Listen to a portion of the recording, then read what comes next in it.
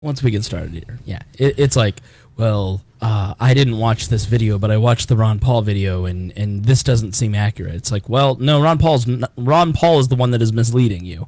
Right. I know that's hard to believe, but when it came to the convention, it's not necessarily all right, purposefully. Yeah, I think I'll get into it. Welcome to We Are Libertarians. I'm your host, Chris Spangle. We bring you all of the irreverence modern politics deserves while putting people before political parties. We examine current events from a libertarian perspective with the goal of leaving you better informed. Please be sure to rate and review us on iTunes, like us on Facebook, and subscribe on Patreon at WeAreLibertarians.com.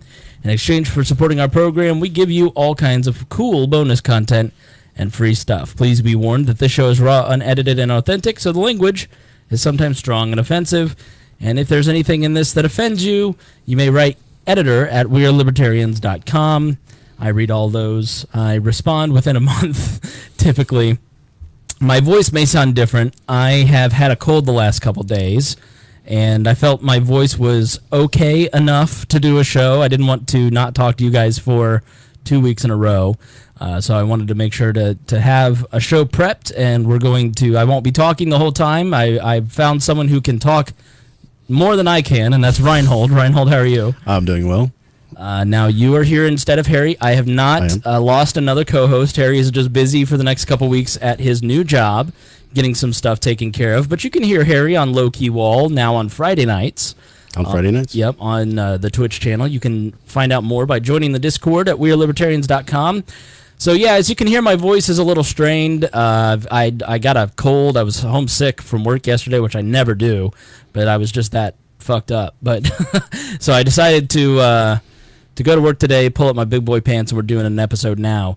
We're going to talk a lot about the Libertarian Party and why I think it sucks. I don't know that Rhinehold shares that agreement, but what would you say? Do you think the Libertarian Party sucks? I think the Libertarian Party is great and sucks all at the same time. Yes.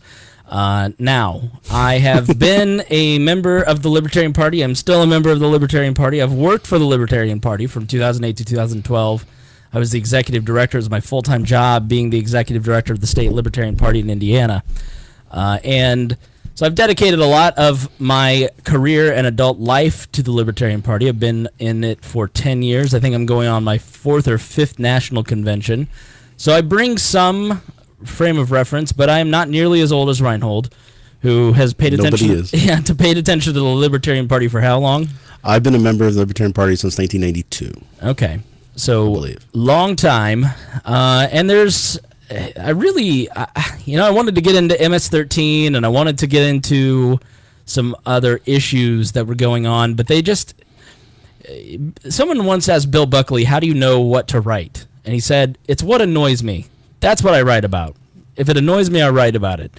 And so a lot of the issues going on, it's like, wow, I don't want to talk about this again. I do think the North Korea withdrawal is of note. And maybe we can talk about that some at the end, but we're going to kind of wait for that to develop and talk about that on Tuesday. Rhinehold will, I think, be back with me Tuesday? Yes. Okay. We'll be back Tuesday. But I listened to the Lions of Liberty podcast, one of my fellow League of Liberty folks. Mark Clare does a great job, does a lot of good interviews over there all across the libertarian movement. And he had a debate between the then 3 chairs of the Libertarian Party chairmanship for LNC chair, Nick Sarwark, Joshua Smith, and Alicia Dern. Alicia Dern has yesterday? Since left the party. Okay, she left the party, which I didn't know when I emailed her back about a future episode that I was working on with her. She's like, well, I can't do this podcast for a few reasons. I was like, I know you're busy, meaning you're running for chair. Little did I know, she probably is reading that going, what an asshole, because I had no idea. So... why did she leave? She, I think, is just... I want the truth. I heard that sigh. I don't want any... It all comes back on me. Tell the truth. She's just frustrated and... You're not speaking for her. You're just upset. Reading what you read on the internet. Right. What I've read is she's frustrated and upset with the direction that the party is going, not in necessarily the direction that the leadership of the party is going, but much more in just the membership of the party. She doesn't feel like the members are taking the proper things into account in the race. She doesn't think that she's just seeing the repeat of the 1983 event Doesn't feel like she's put a lot of effort into this party, and it's not paying off because we're just kind of going backwards and repeating the things over and over again. And the final straw, I guess, was when she went up to work with Laura Ebke's campaign, right? And she said there was money there. We were trying to get all this information out and get this knowledge out, and there weren't the people there, right, to help out. And she was frustrated that there weren't the people there, but people will sit and spend all of their energy and time arguing about the stupid LNC race. Right.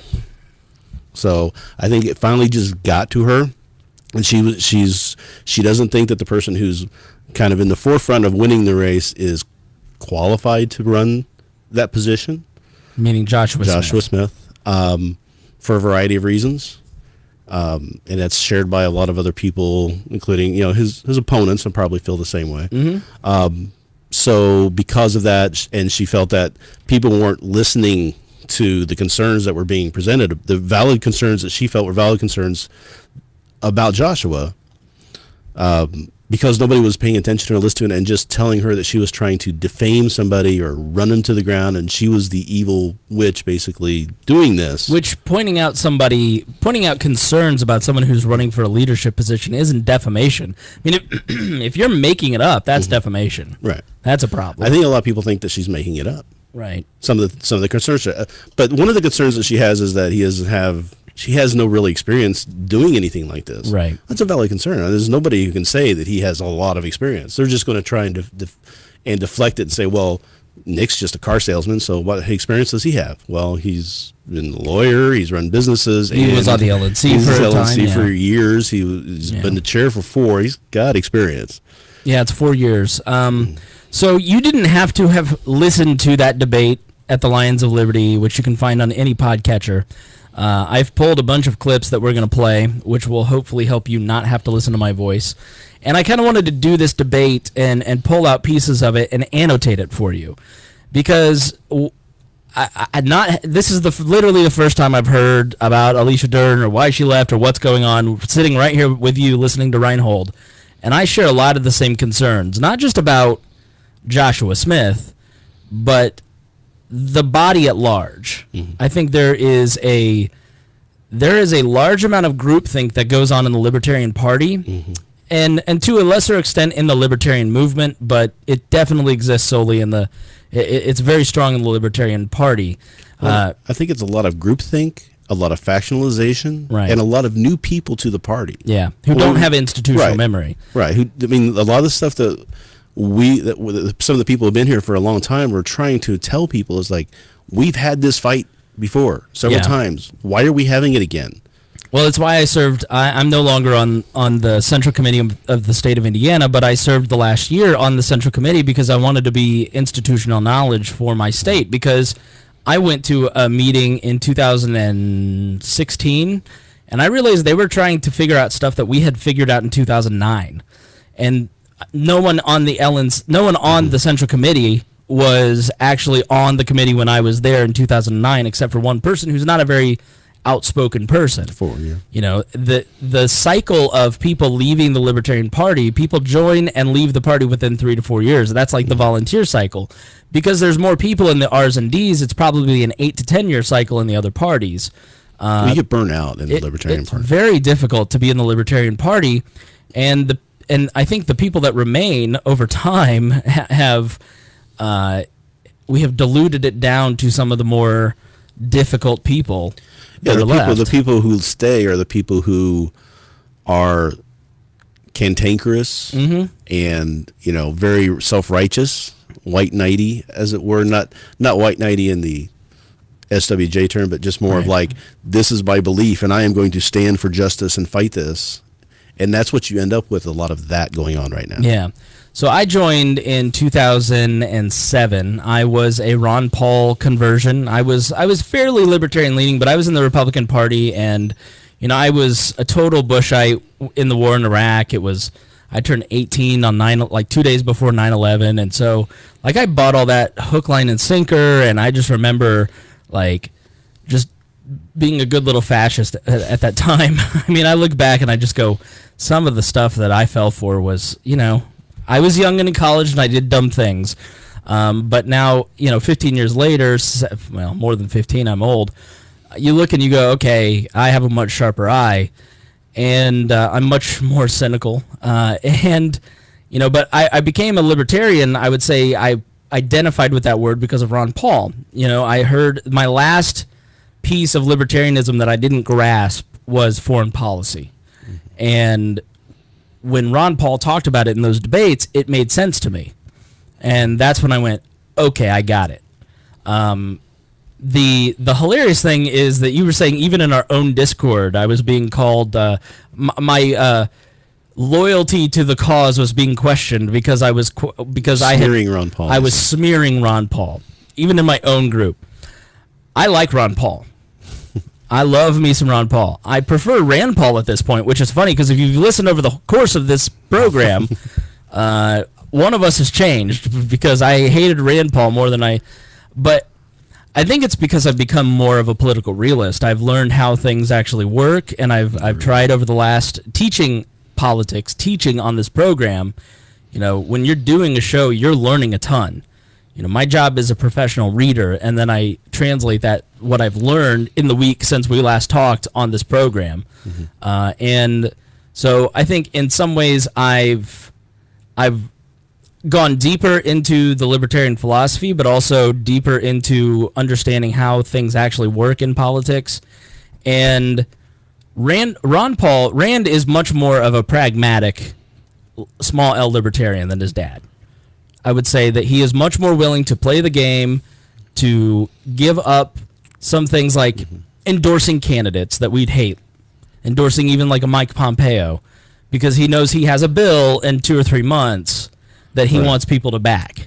So he horse trades a little more. If he gets the horse trade, then it's a success. If he doesn't succeed, then he's given up his principles. But that's the other problem I have with Rand Paul is he's much more theocrat than. I think he talks more of a theocratic game than Ron. There's some comments and things he said in the past that were probably said more for the effect of who was in the room at the time, right? But they still worry me. So I think, but I wouldn't be opposed to him making if somebody makes and this is my opinion too about some other people that they're upset that have come over to the Libertarian Party recently. But if you're willing to identify with that group and say, I'm going to stand up for them and endorse them and be there for them. Well, that didn't mute that. I'm sorry. then let's go. Let's do it. As long as you're going to defend the platform as it stands, you're not going to be trying to change it until you understand it. I have no problem there. So I think if you gave Rand truth serum, he would say, I'm trying to find a model, a framework to make for libertarianism to work in the 21st century in 2018. I don't think there's any chance of it happening through the Republican Party, though. I based on the rest of this conversation, I don't know that it takes place in the Libertarian Party either. I think, and I've told some people in the Republican, the Libertarian Caucus in the Republican Party, the Liberty Caucus, that if they all would just get up and leave and come over to Libertarian Party, the Republican Party would be done. Sure, I agree with that. Because if we combined forces that way, it would work. Now, if we all went over to the Republican Party, nothing would happen because we wouldn't have any power. They do to us what they did to Ron Paul delegates in 2008, which really was the final straw for me. I mean, I was a reporter in 2008, and I attended all 3 conventions, and I remember like women coming up to me, 375 Ron Paul delegates, I think was the number, that got removed. They violated election law. They violated their own bylaws to get rid of 375 Ron Paul delegates here in Indiana because they didn't want them to go to the national, and they did it again in 2012. So if you get close, they're just going to sweep the rug out from under you. Just like they did with Gary Johnson when he was close on the polls to get in the debates. There were 4 polling groups that came out with polls that they were going to be using to measure. Right. 2 of those polls were manipulated in a way that there were no people in the poll under the age of 45. Right. Now, he was leading the polling for under 21-year-old, voters, for younger voters. He was winning them over.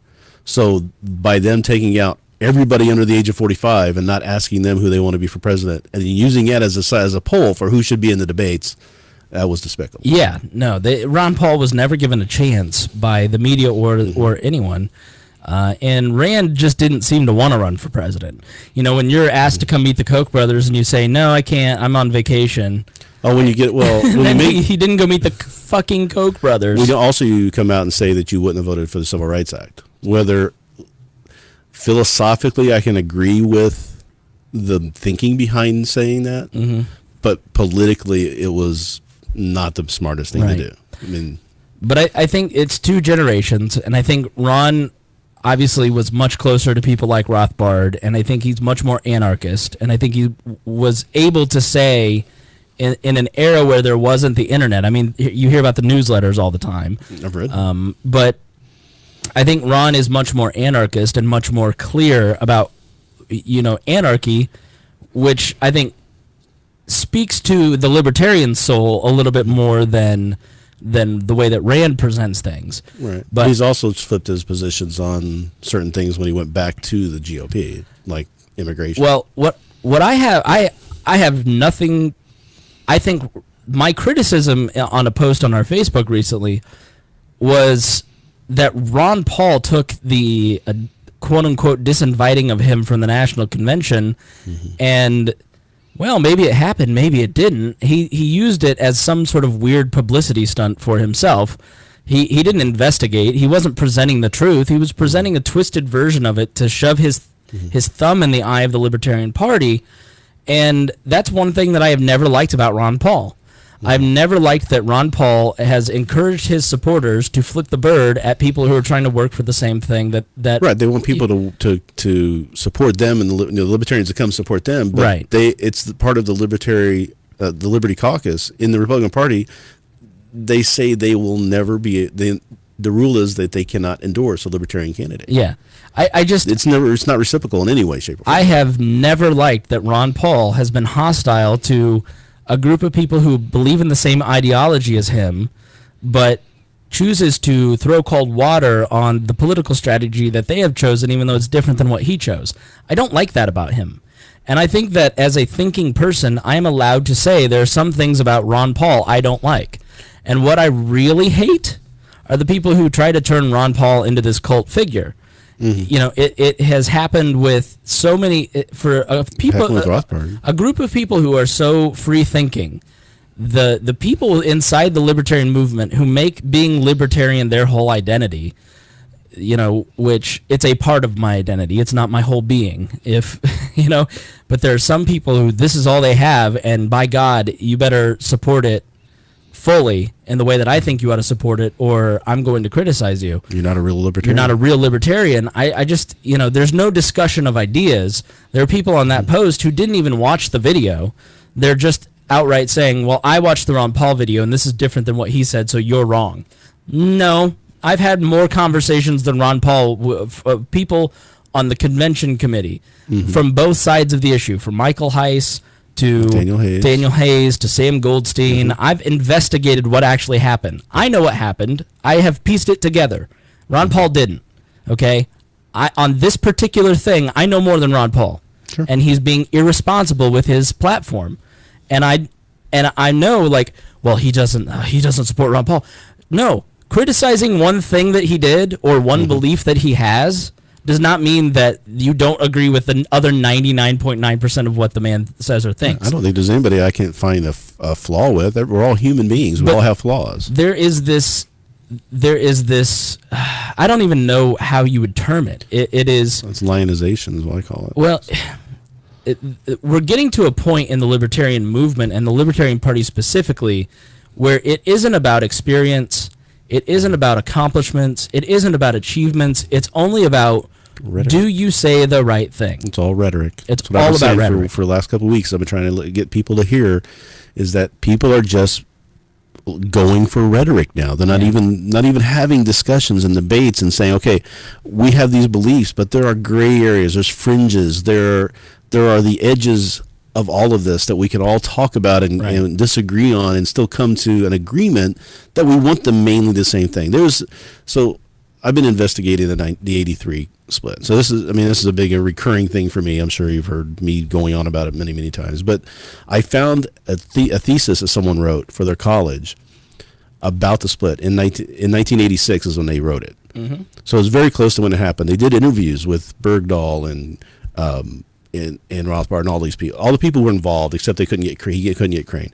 But he comes to a really great conclusion at the end of it, is where in the party you have factions, and the factions and he identified the two factions as the purists and the pragmatists. Mm-hmm. This is not new stuff, people. We've been going through this forever. And he says the problem they had was that in any situation like this, and even the socialists had run into it in their party, was that they agreed 95% of everything. They just agreed on a few things here and there on the edges, and they were fighting each other over it. Right. Instead of coming to a consensus and working together, they chose not to do that and chose to factionalize and have one beat the other one down. Right. And that's exactly what's happening again. And that's what's scaring a lot of people out of the party. And then when you have Steve Krabel creating the UIP, I forget what they use for, but the Unified Independence Party. Uninteresting, idiotic party is really, right. Let's go with that. He created that 2 months ago, and we're just all kind of looking at it going, okay. And then you look at instead of being what the Libertarian Party is, which is a ground-up organization, think Articles of Confederation, where the LNC chair and the LNC itself isn't really that powerful. They can really do a whole lot. It's all what happens at the state party level. Right. They're doing a much more top-down thing, and they're doing a lot of vagueness because they're trying to get a bunch of independents to work together who are all going to think differently about everything. But they're getting a lot of people to go over there because so many people are just tired of this stuff going on in the LP with the factionalization of it.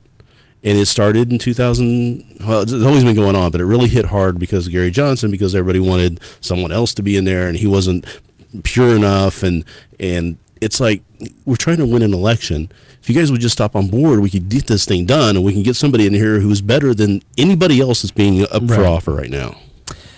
Yeah, going back to that split, I mean, Rothbard was instrumental in helping start the party. The Koch brothers were instrumental in helping start the party. And the Cato Institute was actually started for Murray Rothbard. They wanted to, basically, the Koch brothers wanted to spread his ideas. And then eventually they hired on people like Ed Crane, and they hired on more quote-unquote pragmatic people, and Rothbard threw a fit. And then they basically stole his shares and kicked him out of the There's a lot more to that, too. If you listen to, I actually heard an Ed Crane interview, which is a very rare thing to find, where he discussed all that.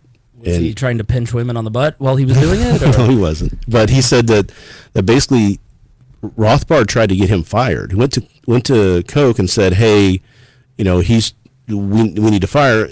He had someone else. He had basically the person in charge of the Cato at the time trying to go to Koch and fire him. They knew it was coming from Rothbard. Koch called up Crane, said, hey, this is what's happening. Crane went in and fired that guy, and then they had a meeting and voted to take Rothbard's shares away. Right. It was all over some other magazine that they were starting, which ironically was a magazine that was dedicated to try and reach out to progressives and socialists. That they wanted to close down, but Rothbard wanted to keep going. Yeah, I really detailed this at length in the episode that I talked about. It was where I interviewed Daniel Hayes, and then I talked about the split. So there's like a good 40-minute explanation of all this. So we're not going to totally rehash that. I'll just say go back and listen to that. I'll put it in the show notes. But I have hesitated to really kind of say what I've said since the beginning of this podcast, and what I'll reiterate now on the show. But I've really felt for about the last, 6 months to a year. Like, I've been in the Libertarian Party for 10 years. I have seen no growth. In fact, all the growth that I worked hard for 4 years was completely eroded because they didn't have someone to do what I did in the Libertarian Party of Indiana. I mean, the Libertarian Party of Indiana is one of the more well-organized parties, and we still have seen very slow growth in the 4, 5, 6 years that since I've left the party. And I'm at my 10th convention this past April, and I'm just going, it's a lot of the same people. It's the same size. Like, this was a lot of energy for what? For great personal relationships. You know, that's been a beautiful part of it, that I've been able to meet so many great people. I've gotten a lot of personal benefit and personal growth out of being a libertarian, understanding what libertarianism means, how to apply it to not only your life, but the world around you. You know, this podcast would not have grown out of that. This is one of the most important things in my life. You know, I don't know what I would do without We Are Libertarians. And the audience that comes with that. You guys are very, very important to me, and the community that is around this is very important to not only me, but people like Harry and Rhinehold and Chris Galt and the people and the Boss Hog crew, the people that are part of it. It really means, if you hear our voice on a microphone, every one of those people is appreciative of the people that listen out there. And so I don't ever want to demotivate somebody from taking a path and working towards liberty in that path. Now, I have always wanted to be in talk radio. I've worked in talk radio and journalism and media my whole life. That's what I enjoy doing. That's what I'm good at. So that's how I have used, I've taken those gifts and I've tried to grow the libertarian movement that way. But there are people who want to do political organizing. That's what I thought I wanted to do. I just didn't want to do it. But I haven't wanted to really say, like, is the Libertarian Party a total waste of time on the airwaves? Because I don't want any of you who are listening, who are thinking of getting involved or are involved, to think that you're wasting your time. You know, but I do feel at a certain point, like, we've got to have a conversation about what all of this actually means. What are we really doing this for? You know, is the whole point of the Libertarian Party to just attack each other and try and test each other's purity based on their rhetoric and hold people to these, you know, like, you can't, I've just given up posting on our Facebook page because it drives me nuts. Because whatever notion the person who is commenting has of what libertarianism means is how they judge your post. There's no, I want to understand where you're coming from.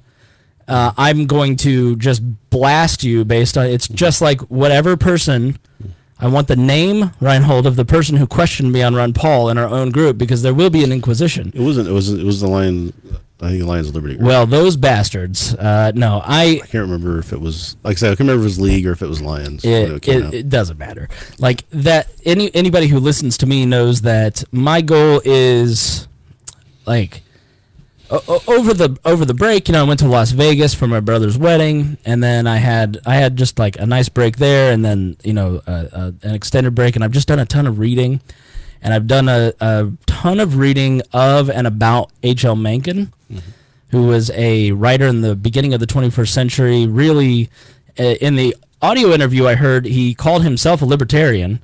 Although a lot of his views, I don't think the modern libertarian movement would consider them. It was the other libertarians. Yeah. So the ones who say they claim the word first, but it's a point of contention. But I hear, like, some people. I read the stuff that he's talking about, and you're like, that's the same shit we're doing and talking about today. Like, nothing has changed. All of this must be meaningless. Like, but it's the same stuff that I heard from Thomas Jefferson. Right. And James Madison. Right. And they changed things. I mean, so I don't think it can be done. It's just maintaining it maybe is the problem. Right. Well, I think that's what Jefferson meant when he said, you know, you have to refresh the tree of liberty with the blood of tyrants. I mean, you have to, every generation, define what liberty means for you. But you look at the early 20th century progressives, you know, Anthony Comstock was the postal inspector, and he basically banned entire pieces of mail through the United States Postal Service, saying that it was unfit for distribution. Like, that's pretty tyrannical.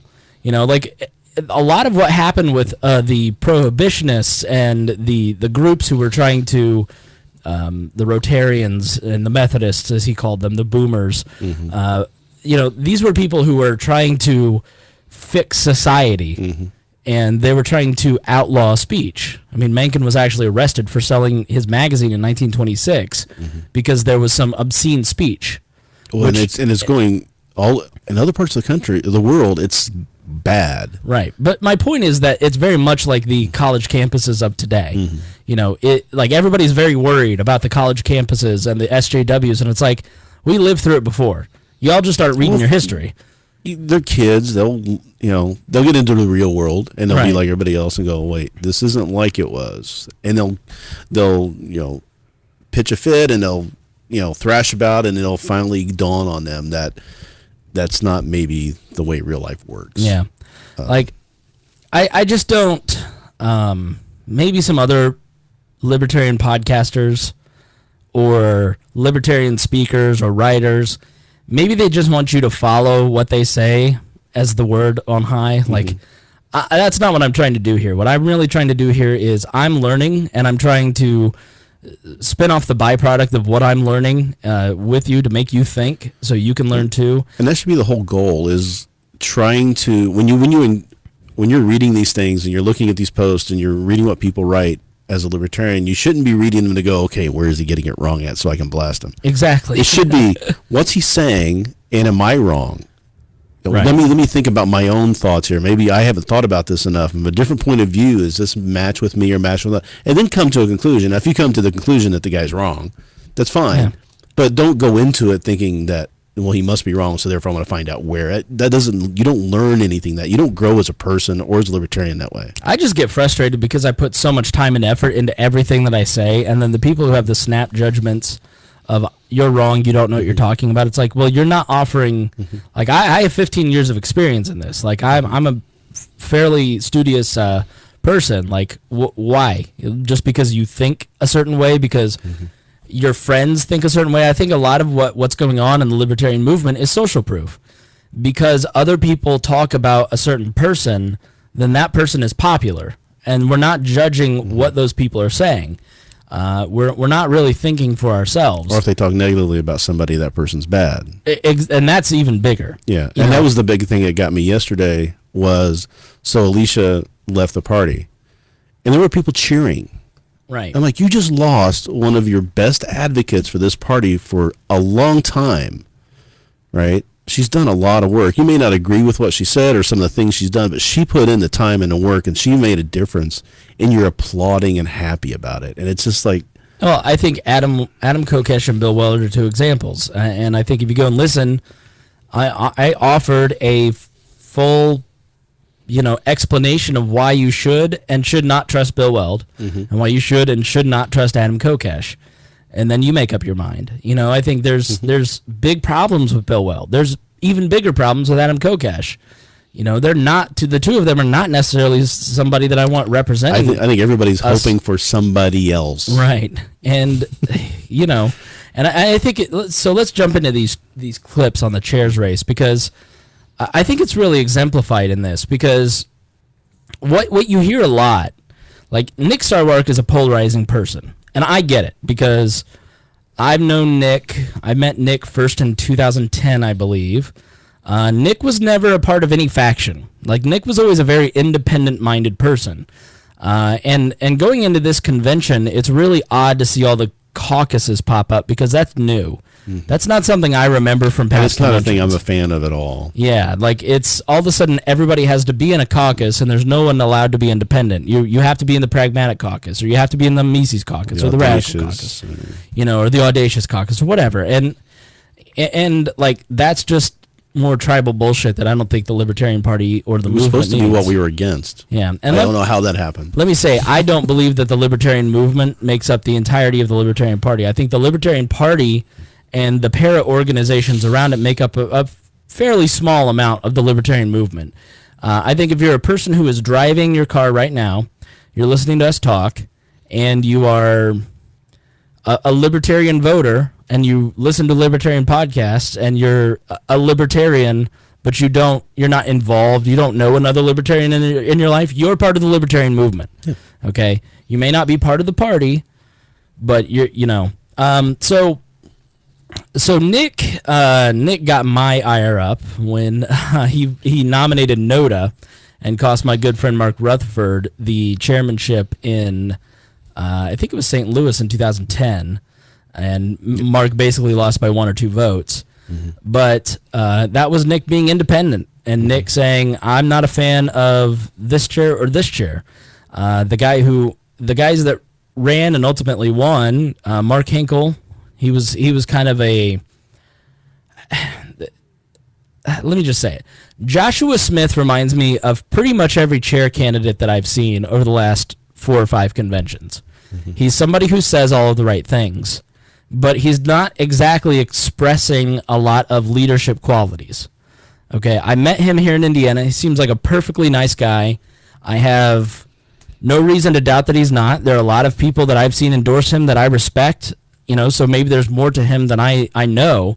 But based on this particular performance on the Lions of Liberty debate, he reminds me a lot of the people like Jeff Neal, Mark Hinkle, the Lee Wrights of the world, the people who say the right things but aren't necessarily good managers.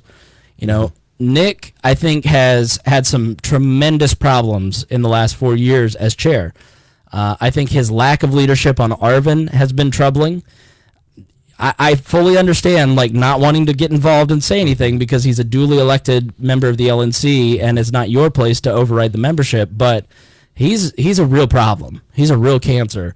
And if you're not going to take a leadership role in that, then I have an issue with that. I talked to Nick about that the day he was supposed to make his point, and he pointed out the NOTAM speech and how he felt that it was really the delegates who should be deciding this stuff. And he also pointed out that if he had voted to remove Arvin the day he did, Arvin would still be in the party because there was a appeal process that he has to go through. It wouldn't have got rid of him. And then what do? Now you have Arvin who knows he's getting kicked out. He's going to go full bore. He's going to be a worse cancer than he was all the way leading up to the convention, where he's going to be getting kicked out anyway. And leave it to the delegates to decide that, because let's pretend that Joshua gets in. It gets voted in. All these people who voted for Joshua, who thinks he's great and have really rallied behind him. And then he does something a little silly a year into the role, and people clamor for him to be voted out, and the chair votes him out. What are those people going to say who still think that he should be the chair and they voted for him? They're going to feel disenfranchised. So he's trying not to create. He's trying to stop the factions from growing and being worse. And I think maybe in this case he probably should. It's a hard call in my opinion. If you don't say anything, then people think you agree with him. Yeah. And I'm sure that he remembers the Angela Keaton stuff from 2008. Angela Keaton worked for antiwar.com, and I think she still does. And I don't know what happened. I was new to the party. It was all a big drama where she was basically removed from the LNC. And I just remember how toxic that made the next two LNCs. And so maybe Nick's calculation is I remember the Angela Keaton stuff from 2008. If you're more interested in that, you're just going to have to Google it, because I just don't care enough to look it up right now. And it does cause, because we think it's an easy call, but we're not the only people talking about this in the party, too. There are people in the party who are cheering Arvin on. Oh, absolutely. Who are his supporters, and they're going to feel like they just got their voice shut down. Right? That's part of the problem. That's part of the issue that Michael has, is he feels that the voice of the people he's representing with the Mises Caucus are getting shut down. Yeah. Michael Heiss, yeah. Heiss. I say he's, didn't I? Either way. I do that sometimes. So but he represents a certain group of people, right, who he feels are getting squashed. Their voice is getting squashed. So that's why he's trying to do what he's doing with his movement to get a voice. So I think there was just a concern that was going to happen with other people and other groups, and we're just going to create this more fractionalization. Yeah. And it's a big concern. And it's something that actually Nick and Alicia and Matt and I talked about in a conversation a couple of days ago when Alicia left, was that split of 83 and not wanting to repeat this. Yeah. Seeing all the signs. So Arvin, even Arvin has been a benefit in a lot of ways to the party, and how he has the party had no social media presence until Arvin was elected vice chair and took that over. He really built that from scratch. I was doing some research too, and some of the things that he had done early on after he got elected. He was doing, I thought, some good work, and it was just. But it's I don't understand what happened along the way, where it's just you were doing a good job, and that's where Nick, I think, the office is the best run in the 10 years I've been here. There's been some points in the last 10 years where just close the thing down because these people are worthless. And ironically, most of those same people still work there, but they have different. They've been reorganized and had new people hired on, and so they're more effective. And Nick has always seemed to me to be a great person at wrangling the cats and the different factions together. Because one thing, he's not tied to any faction. He's not tied to any caucus. He's independent. He's proven this over and over again. And I saw it in the 2016 convention. Now, I wasn't there, but I watched it on TV. Right. And I watched this thing run like clockwork all the way through, with the exception of somebody deciding to take the clothes off on stage. But other than that, it ran like clockwork, right up to the point where Nick had to step off the stage in order for his election to go through. Right. And then within 5 minutes, that thing had devolved and was a mess.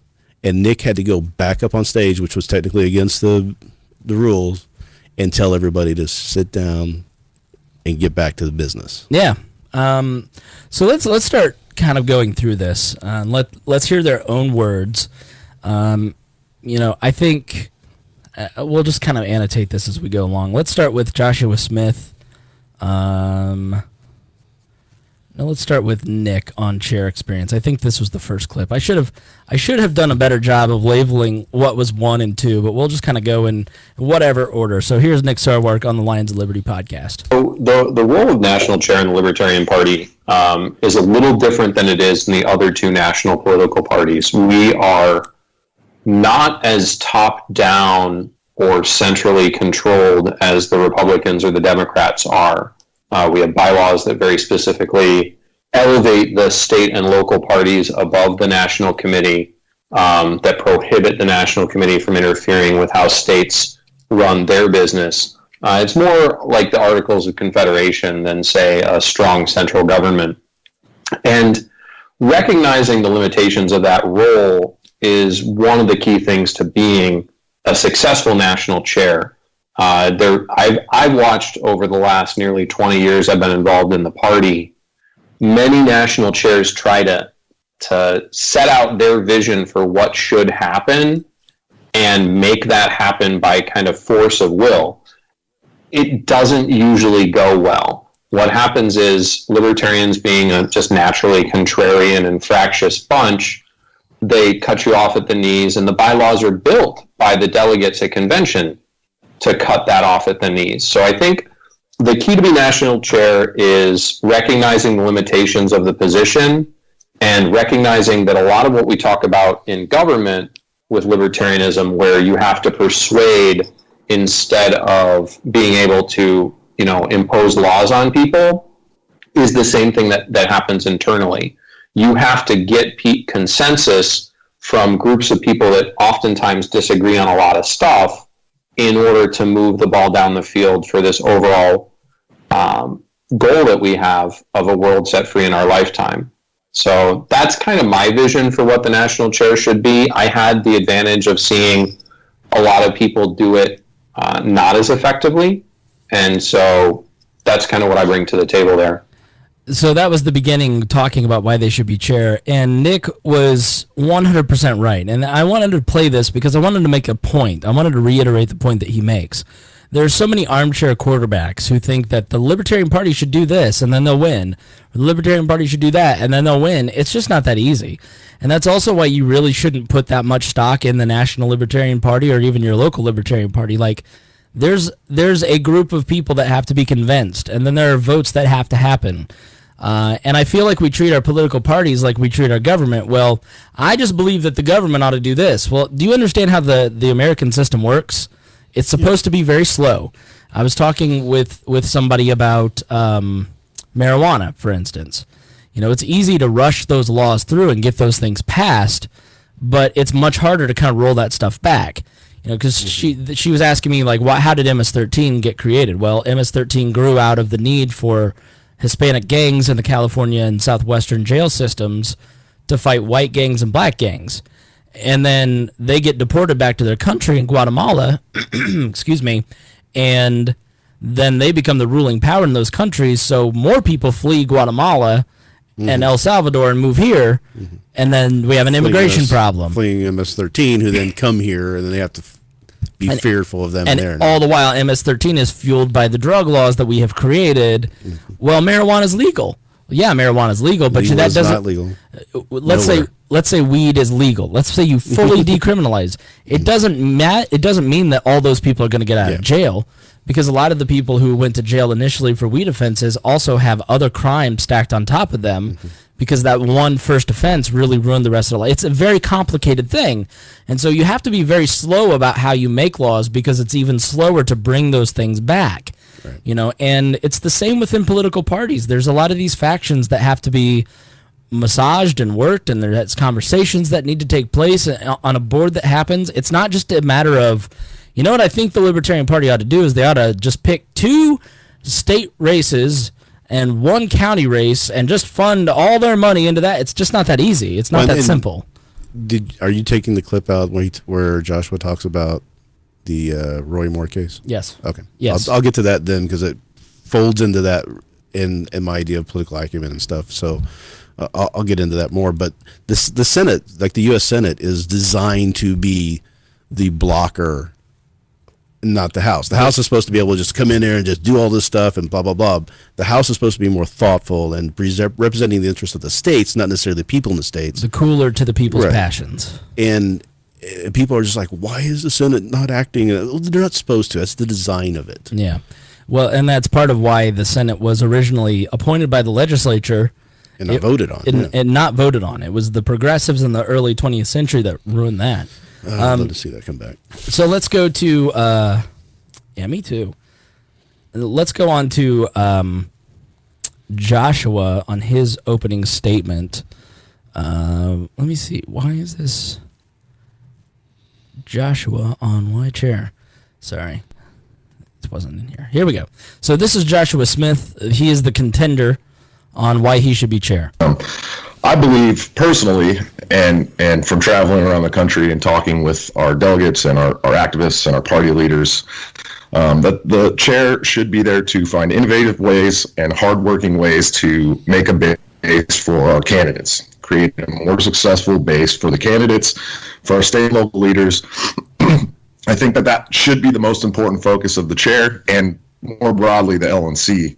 I think that what I bring to the table is a new vision for the party, a new direction, more focus on things that are going to help in modern politics, such as technology and new candidate support. I think it's really good that Nick and the LNC brought in 2 candidate support specialists and started a candidate support committee. I think it's really good, but I think we should have 10 of them.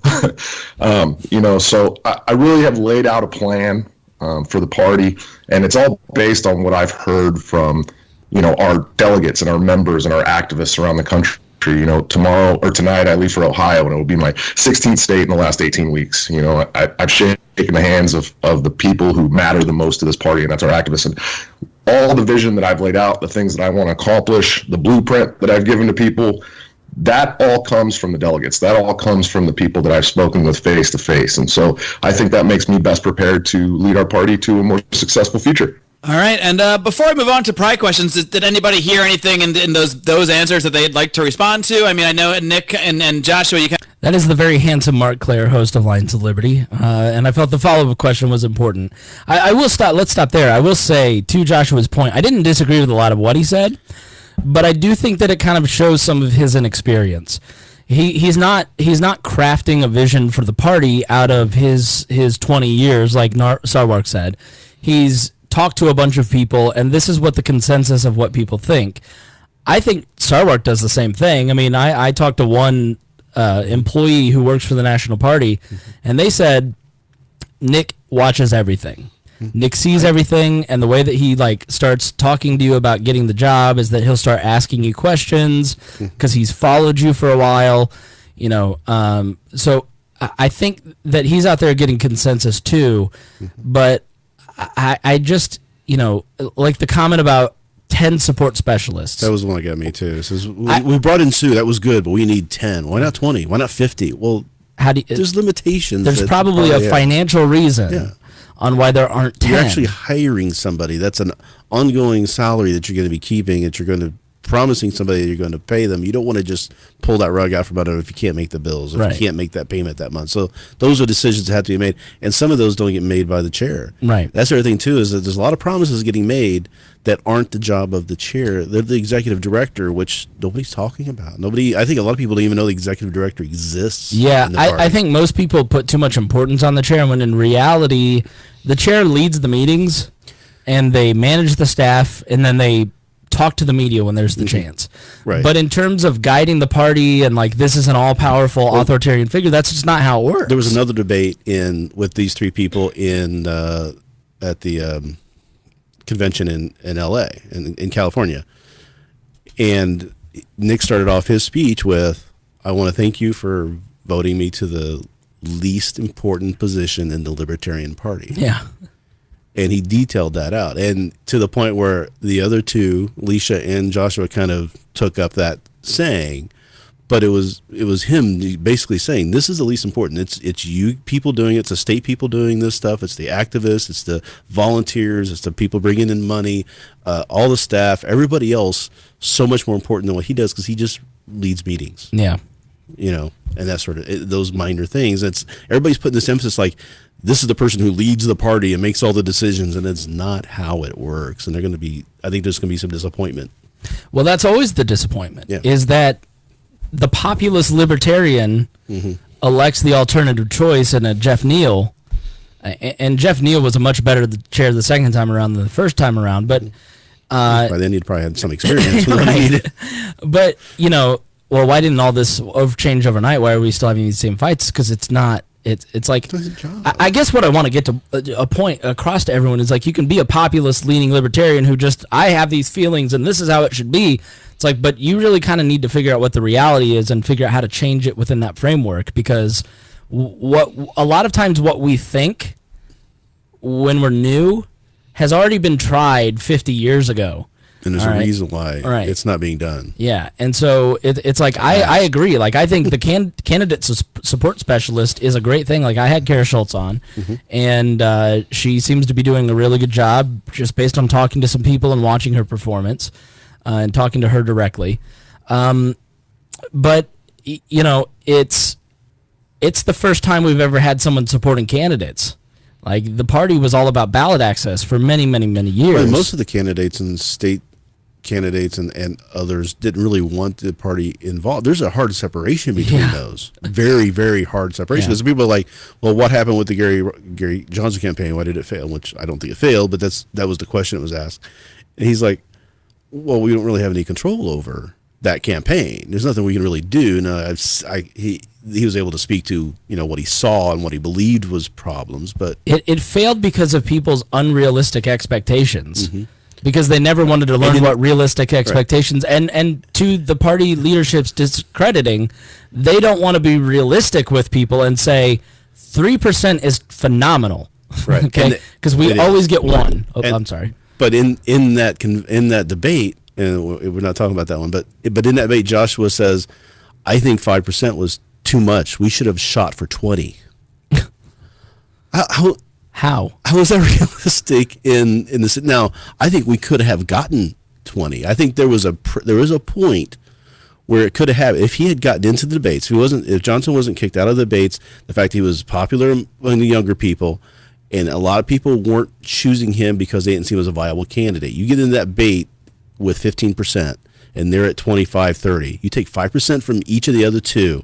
You've leveled that playing field. Now, all the people come out of the woodwork who wanted to vote for somebody else but didn't think they could, they have a candidate. That could have flipped with that debate so fast. Yeah. So people are just like, oh, it was such a failure. It was such a failure. No, it was because they were told this guy wasn't a viable candidate. So everybody went back to their norms of voting against the person they didn't want to win. At least. And the leading voices of that, he's not a viable candidate, came from the libertarian movement. That was the biggest problem that really frustrated me. Because their own unrealistic expectations. When something happens to the Republican or the Democrat and they have a mistake or a gaffe or something like that, their party people are out there defending him. Ours were attacking. Yeah. Right, and this is why we shouldn't do this, and there's so much just pile on and eat the dog politics that the other parties didn't have to do anything. Yeah, they don't have to attack us. We attack our own selves. Yeah, I think like the candidate support positions are a new part of as well as Andy Burns and the state party support position. For years under Bill Redpath and those like Jim Lark and some of those guys, it was really focused on ballot access. The main function and the only function really of the entire national party was to get ballot access. It has been for 20 years Yeah. because that's what we needed. We needed 50 state ballot access to be taken seriously by the media and by a lot of people, a lot of voters. You needed that. And we've now gotten it. So now we've got this money that we don't have to spend anymore. Right? And people are like, why didn't you do this before? It's like, we didn't have it because we were fighting this goal. Now we have, with the success that Gary Johnson has, we have 36 states already in the bag. We don't have to go and pay money to fight for it anymore. Now we got money we could do stuff with and really help achieve and go forward. And to me, it's like we're just going to do the same things that happened in '83, tear down the party again, and we're going to be back to where we were fighting for ballot access in the next 4 years. The ballot access argument. It was also states like Indiana where we have ballot access. If you hit 2% in the Secretary of State's race, you get ballot access. Mm-hmm. We got Mark Rutherford running this year, most qualified Libertarian candidate for any office in the decade that I've been involved. Mm-hmm. I would be amazed if he didn't hit 10%, which would make polling at 10%, which would make the LP a major party here in the state. Mm-hmm. But the message back to the national has been, in the decade I've been around, you don't do anything for us. You just take our money and send it to Oklahoma on these Pyrrhic victories where you got ballot access, but then there's no organization there to feed. So, like, why should we give you our money when you don't do anything for us? So then, okay, we got a candidate recruitment specialist. We've got a state party specialist. We're actually doing we're actually fixing the database. Like, there are databases now. This for the first time in I was talking to one candidate recently, and I said, where's all this information coming from that you're making phone calls to people? I think I know you're talking. I said, are you calling this? Like, no, it came from the LP, it came from the Johnson campaign. I said, what? Like, they're that organized? Like, I was amazed. Like, so there's actually a database of contacts for candidates to call for the first time. Like, that's a huge advancement. But nobody talks about that. They and I do this too. Like, they want to talk about the Arvind stuff, which is important. Arvind is it really okay. I see. I agree with you. It's important to us, but I think that do a Google News search on the word Arvind and see if anybody in the media cares. Right. Well, we'll talk about that in a moment. But that's so the job of the chair really is it's nudging leadership. It's certainly not like it's wrangling cats and trying to get them to go in the same direction. Yeah. That's the type of leadership. And it really depends on what kind of LNC you got elected. It's not the pick up the flag, come with me, we're going to storm the hill leadership. That's not it. All right, so on this follow-up question. Kind of have different visions there. I mean, do you have any thoughts about what Nick said about, imposing your vision upon the party and how that usually doesn't work out? Do you think that is, that you having such a grand vision of what you want to see doesn't, quite necessarily jive with the role of the chair as facilitator, as sort of Nick and Alicia both seem to see it? I think that this vision didn't come from me. This isn't just what I want to see. This is what I've heard our hardest working party members want to see, and these are the things that I've been listening to for the last 4 months from our membership, and so that's not from me.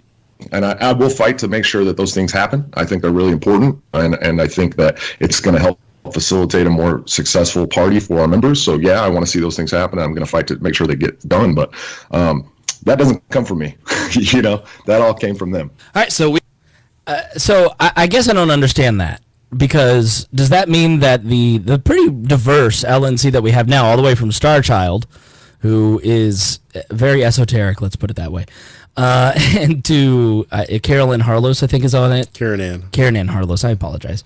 There's a very diverse LNC, and they seem to be working pretty well. All the way Sam Goldstein, who I worked for, who's a very fair man, but he's very pragmatic, libertarian, hardcore. You won't join our Discord. I just don't think that anything that if you detailed and polled the LNC currently, like, do you disagree with anything in this blueprint? They'd all say, yeah, we'd love to do that, but we're restrained in resources because of X, Y, and Z. Like, we just don't have enough volunteers for this, or we don't have enough money for this. And so I think sometimes newcomers, they fall into this trap of thinking that the existing leadership isn't doing their job because the thing that I think is important isn't being done. Well, the thing that isn't being done is probably not being done because of a lack of resources. Lack of resources, or it was tried in a failure, or if there's there's a lot of different things that could be going on. You need to find out what those are, not just start ranting and screeching on Facebook. And so I also take an issue with this idea that there's a democratic strain within the Libertarian Party and somewhat in the Libertarian movement, but more in the LP, where because it's popular, it's right. I'm sorry, I don't buy that. I'm not a Democrat. Okay, I'm a person who doesn't believe that the majority mob rules, and I don't understand people who believe that. Yeah, it's because the majority of people on Facebook agree that this one thing should be done. It doesn't mean that they know anything about what they're talking about. Like, and I think libertarians and people listening and those tuning in for the first time need to take a long, hard look in the mirror and go, do I really know what I'm talking about? Well, and whenever I call into question something with a member of the Mises Caucus, a lot of time I get back with, well, we've got 800 people, 1,600 people. Maybe they give me the numbers of the size of their organization. I'm like, you created a nice little echo chamber. That's great, but that doesn't mean you're right. Yeah. Right. Let's talk about it. Let's have a conversation. Let's debate it. Don't just tell me, well, this is the way we've decided it's going to be, and this is the way it should be, and you're wrong. Well, I will say this. I had a long talk with Michael Heiss yesterday because this Ron Paul canard started popping up on Facebook again. And I called him out on one status, or he called me out, and then said, oh, you never even tried to talk to me, to which, in a Michael Heiss fashion, I posted the screenshots where I had a conversation with him. So we ended up talking for like an hour. And having a really good conversation. I think the Mises Caucus is really important because I think the whole Rothbard Koch brothers fight and the feud that exists in the baby boomer generation that kind of carried into the Gen X generation, it's like that needs to stop with the millennials as we move. Like, there isn't any reason that there should be any fighting amongst any libertarian faction. It just shouldn't exist. It shouldn't be, but it's getting stronger. I know, but I'm not going to argue for it. I mean, so I think people need to, when we get to New Orleans, give the Mises Caucus a chance and let them speak and listen to what they have to say. And I think likewise they need to listen. And I think that's what a lot of this is. It's like we're all putting our wish list out instead of actually saying like, well, what can we agree upon and move forward with? Right. Let's agree to disagree on a few issues that don't really matter in the grand scheme of things, but let's agree that we need. But the problem you're going to have is that there are people who are dead set on the next candidate, that our candidate should be pure libertarian, right? Whatever are they in that my club? Means. Are they right. True believers, and or not the Bill Welds and the Gary Johnsons who are just watering down the message for everybody? And we talked about it earlier. I don't know if it was captured or not, but we talked about how that message can reach 10% of the people. It's not going to reach the rest of them. I mean, there's different messaging that has to happen, and I was very, very surprised that when I said this today, Michael liked it and responded to it, saying he agreed with it. And I was like, this isn't the same Michael I've been having conversations with the last 3 months. Like I said, I think in talking to him yesterday, I think he realizes. It's almost like he started this with an anger, and he's put this together, and he's worked so hard with a big focus, and now he feels like he's getting to the finish line. It's starting to realize, okay, what's the next steps? What do I need to do? I need to come good with what I'm saying. I said something the other day. I said, if you guys win, right, you've got 2 years to put up or shut up. Right. And you better not just be going in saying, okay, we want this to win and think it's going to work. You've got to really be aware. Trump. You've got to be aware of what you're really doing here and make good on it, or they won't give you a chance again for a long while. Yeah. Yeah. And you have to do it in a way that, like, just treat people decently. There's a lot of people still in this party. You don't want to lose. There's people going to the UIP. We've seen this happen. It's a concern. I've seen. Listen, I've seen I've seen this. it with Like all of it's. the, There was a party started that Angela Keaton people left and went to that party, and it's this happens all the time. These people leave, they go to this other party, they flame out in 6 months, they take a couple of years off, and then they come back. Yeah. Like I've seen it 3 cycles now at this point of this kind of thing where people get frustrated and mad and leave the party, they go somewhere else, and then they come back because this is where they belong ideologically. But and I just wish people would kind of shut the drama off a little bit and just say, you know what, I'm just going to take a stat. Like I posted a status about Michael, and I was pissed when I posted it, and and so after talking to him for like 5 minutes, I go, hey, I deleted that post. I want you to know I posted it. I was pissed. I was wrong. I apologize. He said, I do it too. I appreciate that. And I think there's like, it's not that we're not going to do things like that. It's not that we're not going to have those disagreements and they're going to be kind of ugly. But the second you realize you're being ugly, take a step back and just go, I'm going to have to eat some humble pie here. Like I'm being the willing asshole. to accept the fact that you are a human being and you let emotions get to you. We all do it. Yeah. So then they talked about messaging, and messaging is a really big topic because of Arvin. Arvin keeps posting. Arvin is the vice chair, and Arvin keeps posting things like, I'd rather, kill school board teacher. I don't even know what he's talking. He's saying some crazy stuff that's really inflammatory, and he's clearly doing it just to be inflammatory. So messaging has become a pretty hot topic in this campaign. So we'll start with Nick. Nick on messaging. So here we go. How would you change the messaging of the Libertarian Party to entice those newer to our philosophy to join while still providing a quote-unquote pure message? And I guess I would add to that, if you even feel that it is a role that the chairman should be involved with. Now let me take issue with the question. I'm going to take issue with a couple of these questions. The idea that there's a really weird thing that is going on in the libertarian movement and the Libertarian Party specifically, where it's almost like in the Christian church. I guess the best way to relate it is that people don't feel that they are witnesses for Christ or that they can go out and evangelize. It's the pastor's job to do it. We've hired this guy to be an evangelist, so he should do it.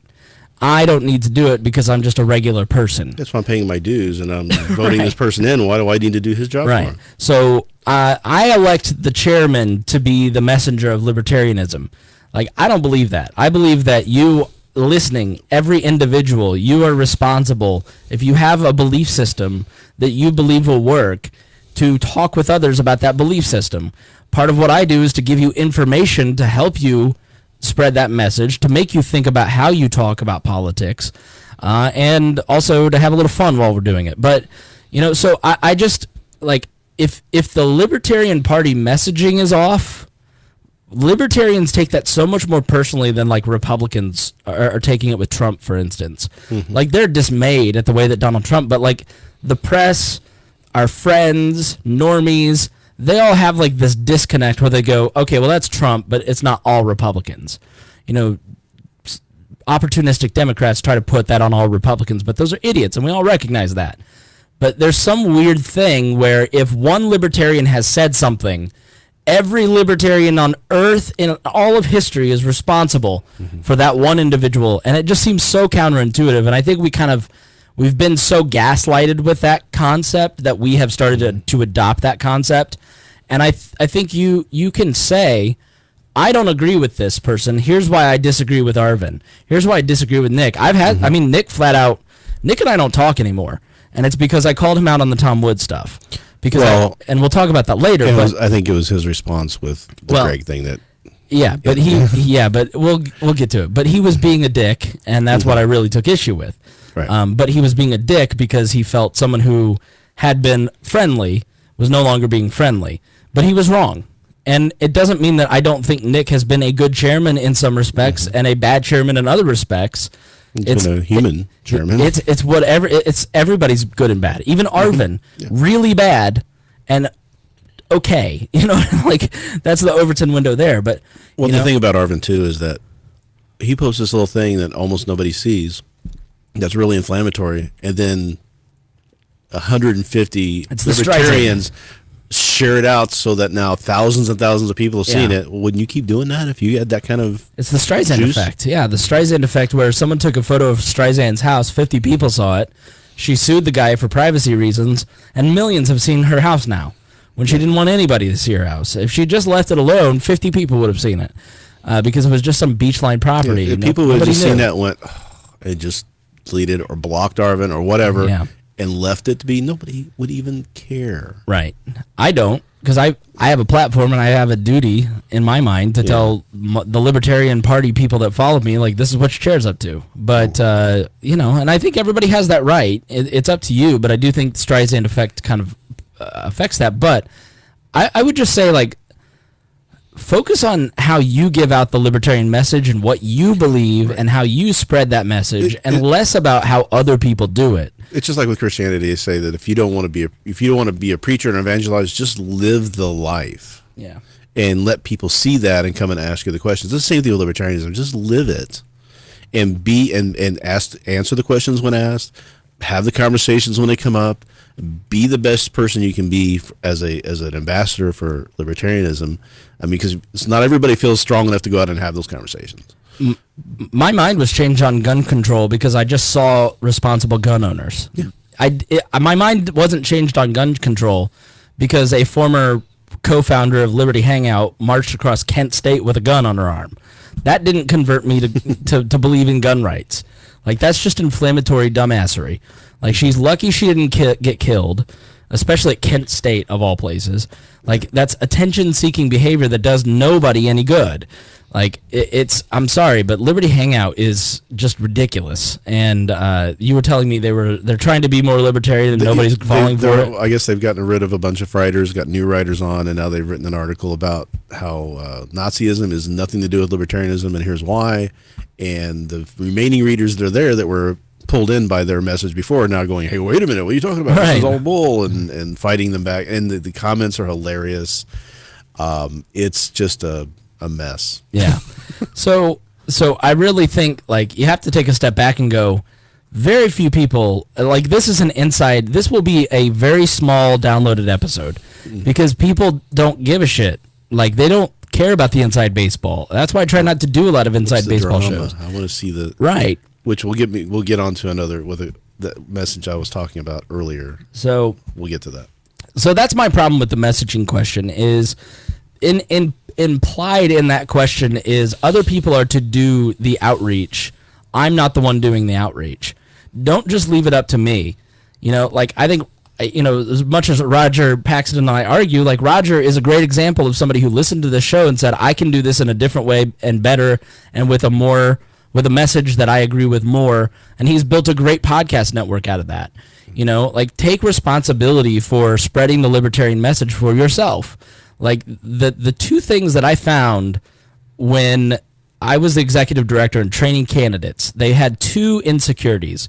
One, they were worried that they would embarrass other libertarians. And two, they were worried they didn't know enough about the libertarian ideology to spread the message. Well, first of all, who cares about embarrassing other libertarians? Nobody's more embarrassing than libertarians themselves. Like, who cares what other people think? Just do. Okay? And along the way, you will grow by the activity that you put out. And second, I am 10 years into this, and I'm still learning something about libertarianism and how it applies to politics and libertarian philosophy every single day. Like, you start at a certain point and you keep moving a certain direction. I am always wrestling with different questions. How does this apply?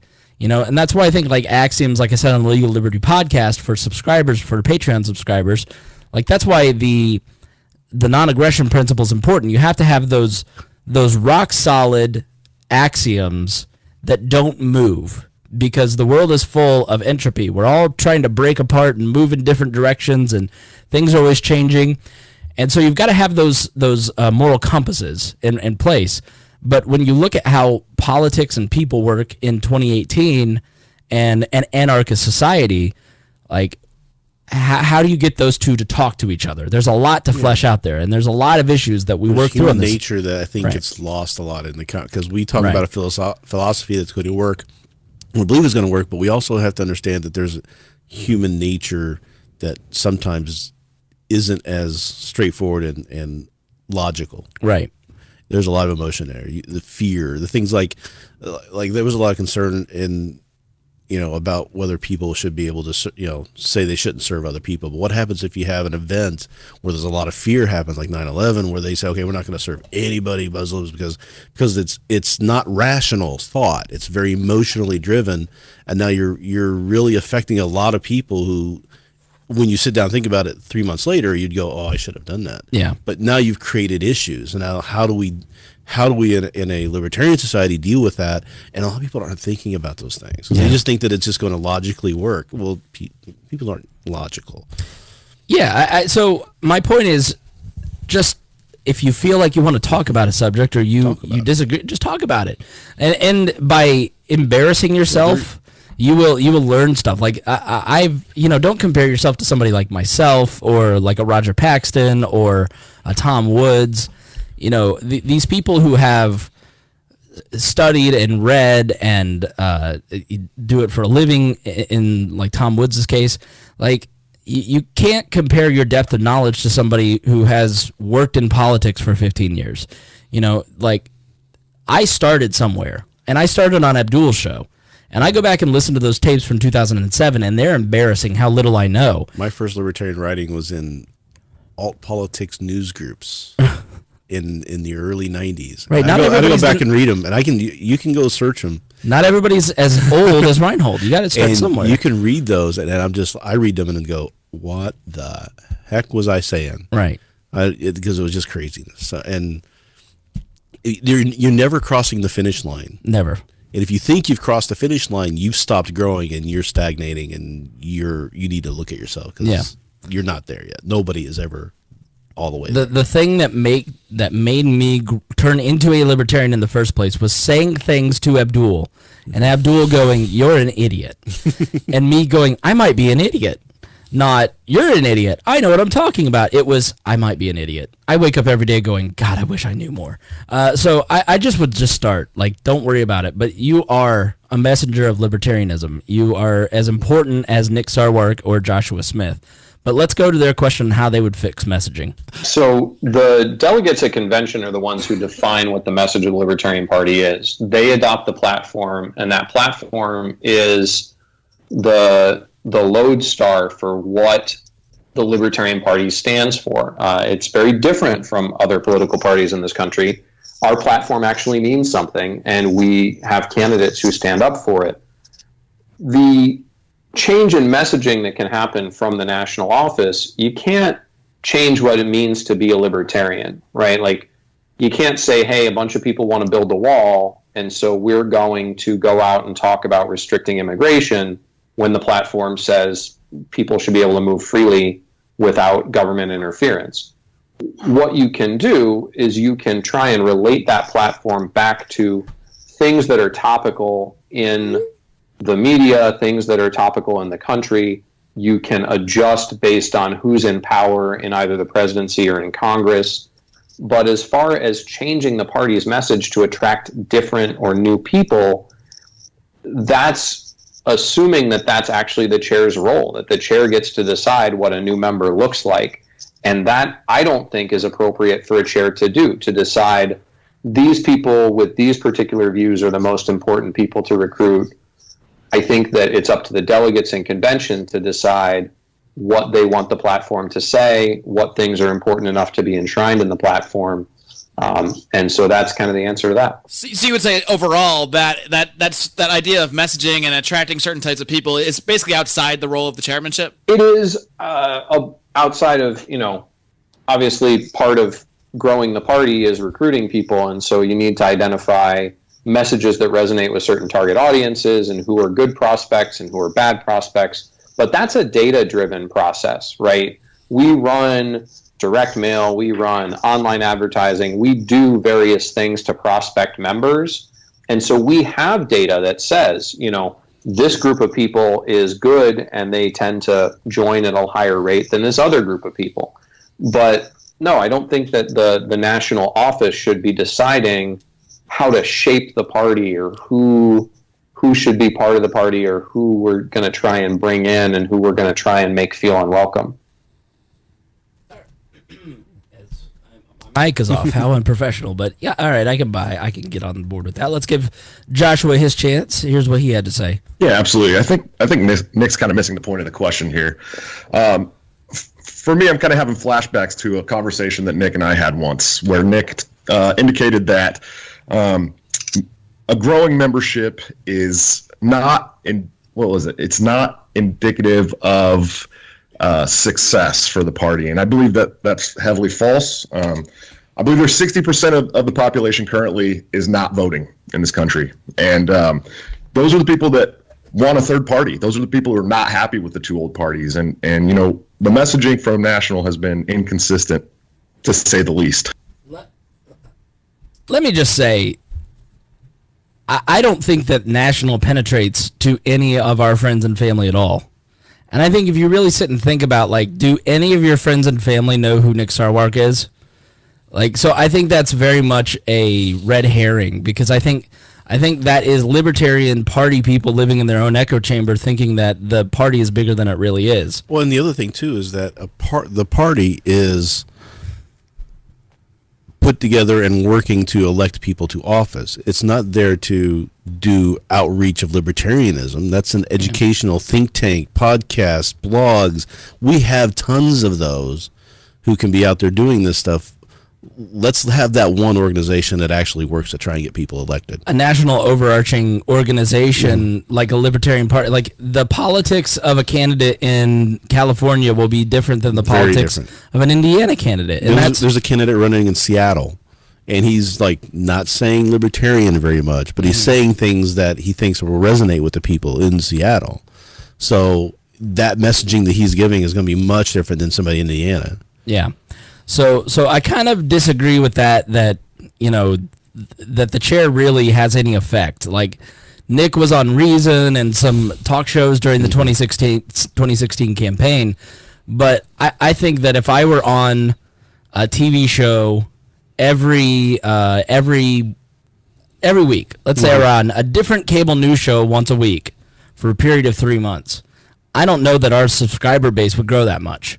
Because in the reality of TV advertising, that's a very limited amount of exposure. Like, if you wanted to buy a series of radio ads or TV ads, you need to buy full saturation for it to really work. Yeah. And so even those TV hits are not enough. And I think that we sometimes within our own little echo chamber lose sight of how little impact the party actually has. And the only time that you're really going to get impact is in a campaign season, and it's from a candidate. It's not from a chair. It's not from a county party chair. The chair's there to back up the messaging, to reinforce what's going on. It's not to lead that messaging. In my mind, a chair at all levels is there to build an organization, so when a candidate steps into it, then they are ready. They have the backup and support, and they have the infrastructures in place. They handle it, like with the databases and things like that. A lot of people go in thinking that's already been done. Yeah. And they get in there and find out, where's this information? How am I supposed to do this? Right. So I do think we need to take a step back and realize, like, do my friends and family know who Nick Sarwark is? You can take an informal poll. I guarantee your coworkers don't know. And they don't care what he's saying. They don't care what Arvin's saying. I had family who I've talked to about libertarianism for, off and on, just randomly for a while, but they don't know anything about it, but they voted for Kerry Johnson. Right. Those people come up to you and they go, who you got running for governor? Those are the that's what they're interested in. They don't care about the chair or what their messaging of the National Party is. And I think that Nick was right in that it needs to be fairly broad and set by the membership. Because if it's set by the membership, it is going to be broad. It has so to be you broad. Can be open to a wide swath of people. There, there are people who think that come from the right, want a more conservative platform. There are people who come from the left who want a more liberal platform. It's like the platform ultimately is meaningless. There, maybe a voter will go and read what a platform is about, but really they don't care. They want to know what the candidate is saying. But also is the candidate in the party? Isn't there an agreement that the candidate has to basically stand by that platform? And I'm sure there is. I don't know. Yeah. I'm sure there Karen is. Ann was talking about it once, but I mean, whatever. That she was very upset about. We have the upper echelon of leadership. One of them is trying to inflame people as much as possible, push people away from the party. One of them puts out memes, applauding a student walkout to take away our gun rights. We have to find a consistent, principled message. It doesn't have to be a centrist message, but we can't constantly try to pander to the old parties. We can't be inflammatory and push people away from our causes because we're trying to build a base. We're trying to get more membership. And there's a lot of people out there that are staring at us right now. So I think if we can just find a really consistent message, that stays true to our platform, stays true to our principles, but doesn't pander and doesn't inflame, I think we'll really see a big growth that we're not used to. Now, but do you think that Nick wants Arvin to, do you think that Nick is, I would guess Nick has probably texted Arvin a couple times and been like, bruh, what are you doing? No, he said it in when he decided not to vote to oust him, he also said that I won't be nominating him again, and our strategies are divergent. We do not agree anymore. He basically does, in Nick way, disowned him, basically. But let's say which is indirect, which is inefficient and ineffective. But I would say in Joshua, if you really think about what Joshua was saying there, we need consistent messaging. So he's going to tell people what to say, how to say it. Mm-hmm. I can tell you that's not going to go over well with libertarians. How are you going? So I think that if you see Joshua or during the debate season or at the convention, how are you going to achieve? This is where I think Mark probably should have asked a follow-up question. How would you achieve that? Nothing against Mark, because it's really hard to do this stuff and think about what's going on and ask these questions. But I would just say to Joshua, how do you plan to achieve that? Because we're libertarians. Get two libertarians in a room, there's four opinions. It's very difficult for you to get a large overarching organization to march to the same beat, especially when it's full of libertarians. So what's the goal there? I would have liked to have heard him kind of flesh that out a little bit more, and maybe he will. And then there's that kind of rhetoric of pandering. If we do something to send a message to people who are of one side or the other of the political spectrum and say, hey, you've got the right problem, you don't have the right solution, and we have a right solution for you, and here's why, that's considered pandering. Right. I mean, it's not considered pandering. It's trying to convince those people that they're in the wrong party. They need to be over in our party. They just have a little thing stuck in their head that's preventing that. Right. A lot of people are Democrats because they just cannot stand Republicans, and that's the only place they think they can go to. They don't like the progressives. They don't like that messaging, but it's better than the alternative. If we could show that there's some place that actually fits what their thoughts are, because 60% of the people are really libertarian if you go look at it. They just, if you don't name it that, and would be much more at home in our party than the other two, but they don't know that. Right. So, all right. So there's a little more to this. Let's hear what it is. Nick, just since you were mentioned there, do you want to respond to anything Joshua said? Yeah, I don't recall ever saying that I don't think it's a good idea for the party to be growing. I may have said, and I do believe, that a membership metric is not a good metric for a political party. I'm sitting here looking at results out in Nebraska, and it doesn't count Libertarian Party members. It counts votes for one of our elected officials. So votes and voter registration are the metric that matter for a political party, and money. The membership model, the idea that this is some sort of club, is one of the things that I think has served its purpose, and it's time to grow up past. But I don't think I've ever seen. Oops. I cut that off a little too early, but I tend to agree with Nick. And this is a debate that's kind of gone on under the radar. Are we a party that measures by membership, or are we a party that measures by dollars like the other two? And I think that's something you're going to hear a lot. I think there's arguments on both sides. So let's hear Nick and Josh kind of go back and forth on this. I just wanted to drop a little saying here because I still have a really big problem with what Nick said about membership not being a driving indicator of success. Would you not say that those members are the ones who become activists for us? We have this goal of running 2,000 candidates across the country, and we barely have enough volunteers for 500 candidates. People outside of the membership of this party don't typically become hardcore activists for this party. They don't typically go and run for office as libertarians. It's almost always people who are members of this party. So I believe very heavily that membership is a driving indicator of success for us, and it's going to be what helps our activists and our party grow. And do you want to respond to that, Nick? Yeah. So I understand Joshua has a different view of this, and it may be from a lack of experience. Having run a full slate of candidates in Colorado and currently running a race in Phoenix and helped candidates run, elections and candidates running for office drive membership. Membership does not drive elections. We do not get our activists from pursuing members. We get our activists from having them be active on campaigns. And had Mr. Smith continued with his State House campaign, he would have a ton more volunteers who would have gotten involved because they would have been inspired by his message, and he would have had a shot to win there. And I'll let you respond to that, Josh, since you were also mentioned there as well. Well, I mean, I've inspired hundreds of people around the nation currently with my chair candidacy and got them involved, but they weren't touching the party prior to this, due mostly to messaging. So that's all I need to say. Yeah. So I guess did Joshua drop out of a race to run for chair? He dropped out of a race. I don't know if it was to run for chair. Okay. All right. I think they're both right. I'm not fence sitting here. I think that there is some validity to what they both said. I think Joshua in this debate made a very cogent point that the goal of 2,000 candidates is way too much and way more than the party can handle. That in and of itself is the problem that needs to be fixed. You need to build a core of volunteers. So how do you build volunteers? You do need data, and data is gotten in the libertarian movement by membership currently. Well, and having a goal isn't necessarily a bad thing. I don't think anybody says if we only do 1,500, we've failed in our mission. Right. So I think that we just need to make sure that, I think the party needs to make sure that they are not overtaxing the people that they have, which they currently are.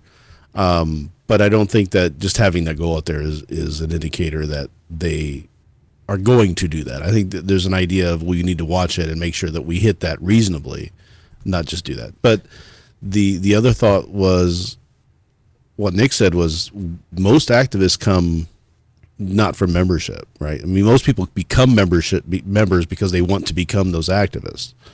So they're already charged up, they're already fired. How many people, when you were running LPIN, did you meet that was signing up to be a member so they could run in the campaign? They had already decided they want to run, but in order to do so, they had to become a member. So, okay, here's my fee. I'll become a member. That was probably about 25% of people every cycle. So, I mean, that happens. You get people who are coming both ways. You get people. What I get concerned about is that we've got people who aren't members of the party because of the messaging. I mean, a lot of times I think that's just an excuse that people have. I agree, and I've said this on the show a lot. I think that when your Republican aunt says, well, I'm not joining the party because of that James Weeks danced naked on stage, you were never joining the Libertarian Party anyways. Exactly. Fuck off.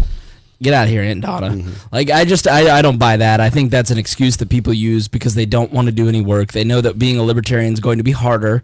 They don't want to be judged by their friends. They don't want to be... They want to be in a club that's winning. Exactly. They want to stay with the Republican Party for that. Right. It's very tribalist. They don't want to put the hard work in. And the other question was, measurements of success. How many people have you talked to where they say, well, Libertarian Party is not successful, and these are people outside the party. So I'm not going to vote for a Libertarian until you get somebody in the national office, get elected to national office. Right. So until then, you're not a serious party, and why should I even give you a look, right?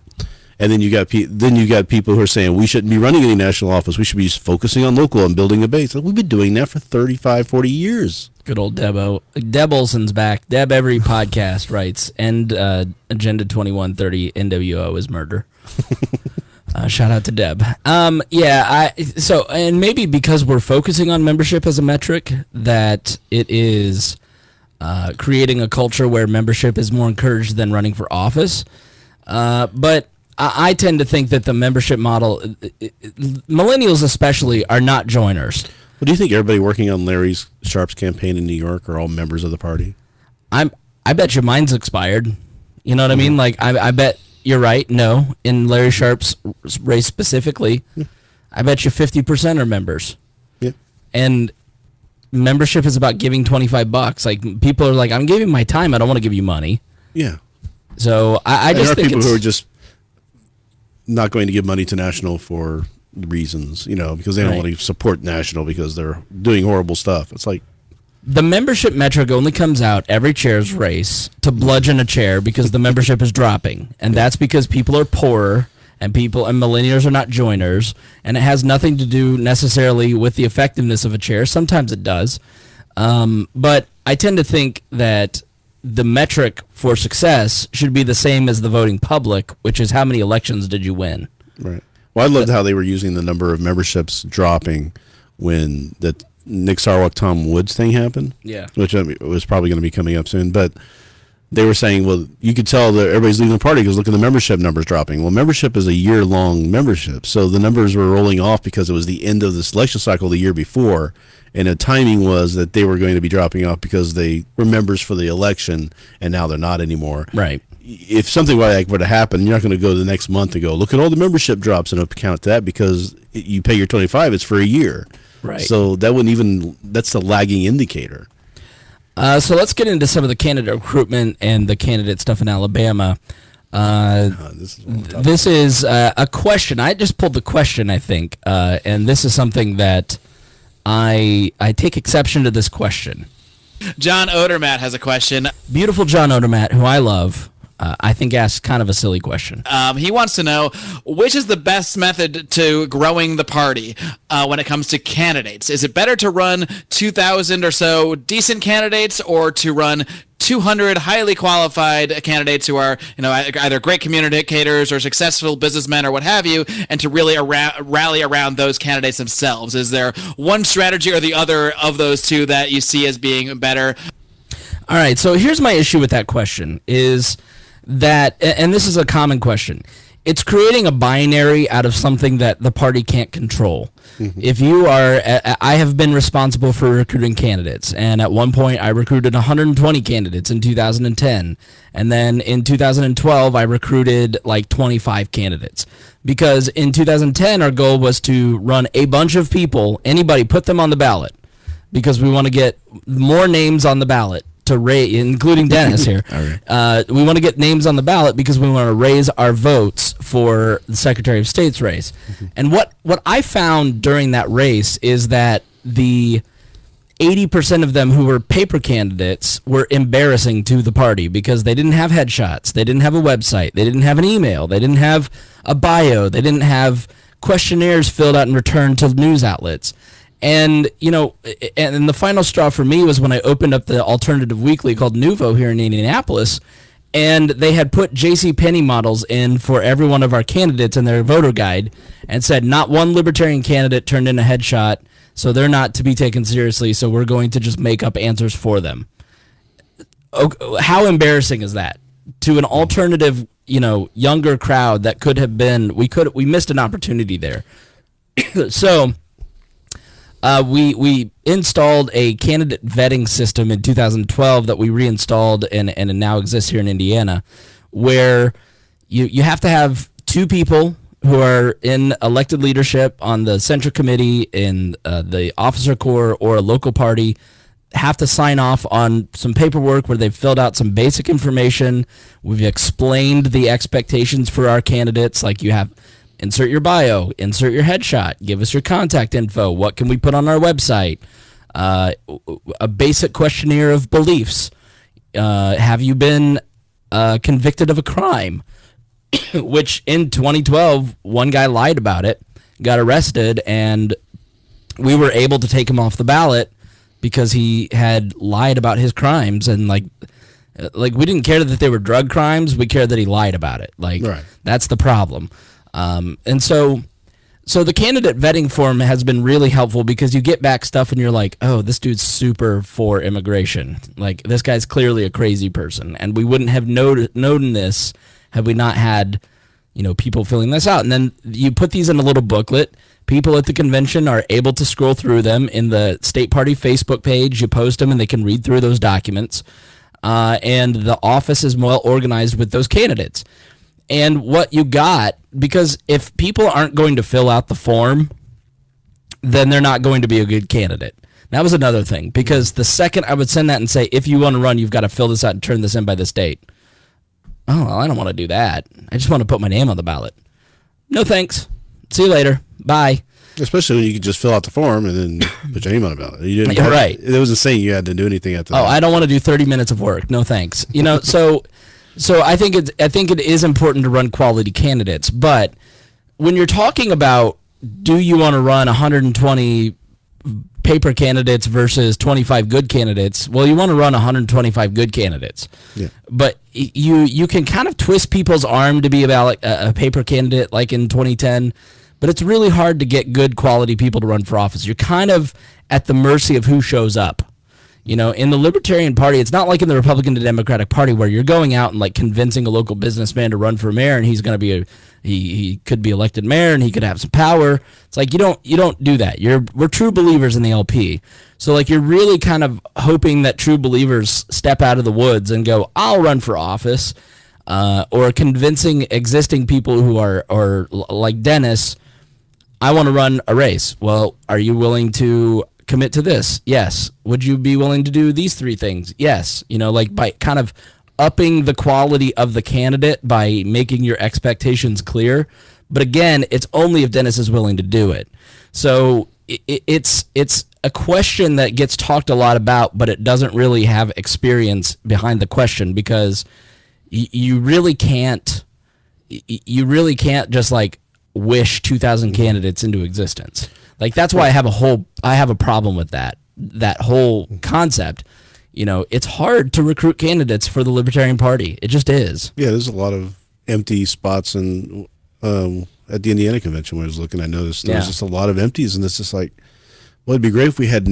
And I know Nick has said this before. He wants to give every single person who has a ballot to vote for an option to vote for a Libertarian. It's a huge thing, because when people go to and they see a local Libertarian candidate, they go, oh wow, that's the biggest advertising that the LP can do. And people don't realize that when there's a Libertarian Party candidate on their local ballot, not for president, but like for town council or for Congress, they go, there's a party here? And then they call you the next day. Yeah. I'm sorry, my voice is going, hello? But no, that was one. I mean, it's a very lofty goal. I think it's more. It's not like he's saying I want that for this year, right? But I think he's saying we want to get to that point where we can have that happen. And I don't think anybody wants 2,000 paper candidates, right? You know, I think what they want is 2,000 candidates, and they want to try and drum up enough people who are quality to come up and fill those positions. But that's got to be something really done at a state level. It's just not a national thing, the national chair thing, right? So it's just another one of those issues where, is this the function of a national chair to be interjecting itself into who the states are putting out for their candidates? All right, so this is their answers, and then they get into the Alabama special election. This is a little longer clip, so excuse me, you don't have to hear my voice. All right, Joshua, and what is your opinion on this? I guess focusing on a few races versus sending a lot of candidates out there, sort of a debate that goes on. It's a great question. I believe that the 2,000 candidates goal was a very, very noble goal. I do believe it was far too big for us, seeing as we barely have enough support to help with 200 candidates across the country. I think that our current candidate support specialists are overworked, completely overworked, and I've had conversations with one of them, and you can visibly see the tiredness from being overworked. As chair, I don't think we're going to stop people from running, and I think we should encourage people to run as much as we possibly can. But I do think that we need solid candidates who are going to go out and put the Libertarian Party on the map. You know, I think we're working with like around 20,000 members of the National Party right now. We've got like 800 candidates running across the country. You know, we could talk about some of these special elections. You know, Alicia Dern brings up a good point. You know, if some kind of sex scandal happens, you know, especially like the Ron Bishop campaign down in Alabama, where there was a sex scandal with Roy Moore. You know, we had a write-in candidate down there running that I believe could have got us ballot access. And he, you know, there was a record number of write-in votes, and the state turned blue for the first time ever with Doug Jones. And I don't know that we put any resources into that. We did a meme and a reminder to vote email, and I think, you know, we can do better for some of these good candidates like that. You know, he had to be a write-in candidate because they don't have ballot access there. So, yeah, I think it's an ambitious goal. It's a little too ambitious for the party to run 2,000 candidates. I really think that, you know, people are overworked and tired, and we need to focus on candidates that are going to win and get them into office and really start to affect public policy. All right, Nick or Alicia, do you have any response to anything Joshua said? only with regard to Ron Bishop. As a write-in candidate, he would not be able to get us any kind of ballot access if he had done well. And again, that's the thing strategically about these special elections that a lot of people who are not involved in politics regularly don't understand is, this is basic Sun Tzu art of war stuff. If you fight on ground that your enemy chooses for you, you will guarantee a loss. The amount of Republican and Democratic money in that election for Roy Moore's seat the session seat, the special election for it, was so ridiculous that there was never a chance that a Libertarian candidate could break through. And part of being a chair is being a good steward of party resources and not burning out your activists and your donors by deciding that you're going to make heroic efforts in losing causes, because that does not lead to long-term success. Would it have been a heroic cause for, you and maybe one other person to go into Alabama and call a press conference or let the people of Alabama know that there was another choice? They didn't have to vote for Roy Moore or Doug Jones. I mean, is that something that you could have done? Is that a serious question? Yeah. Okay.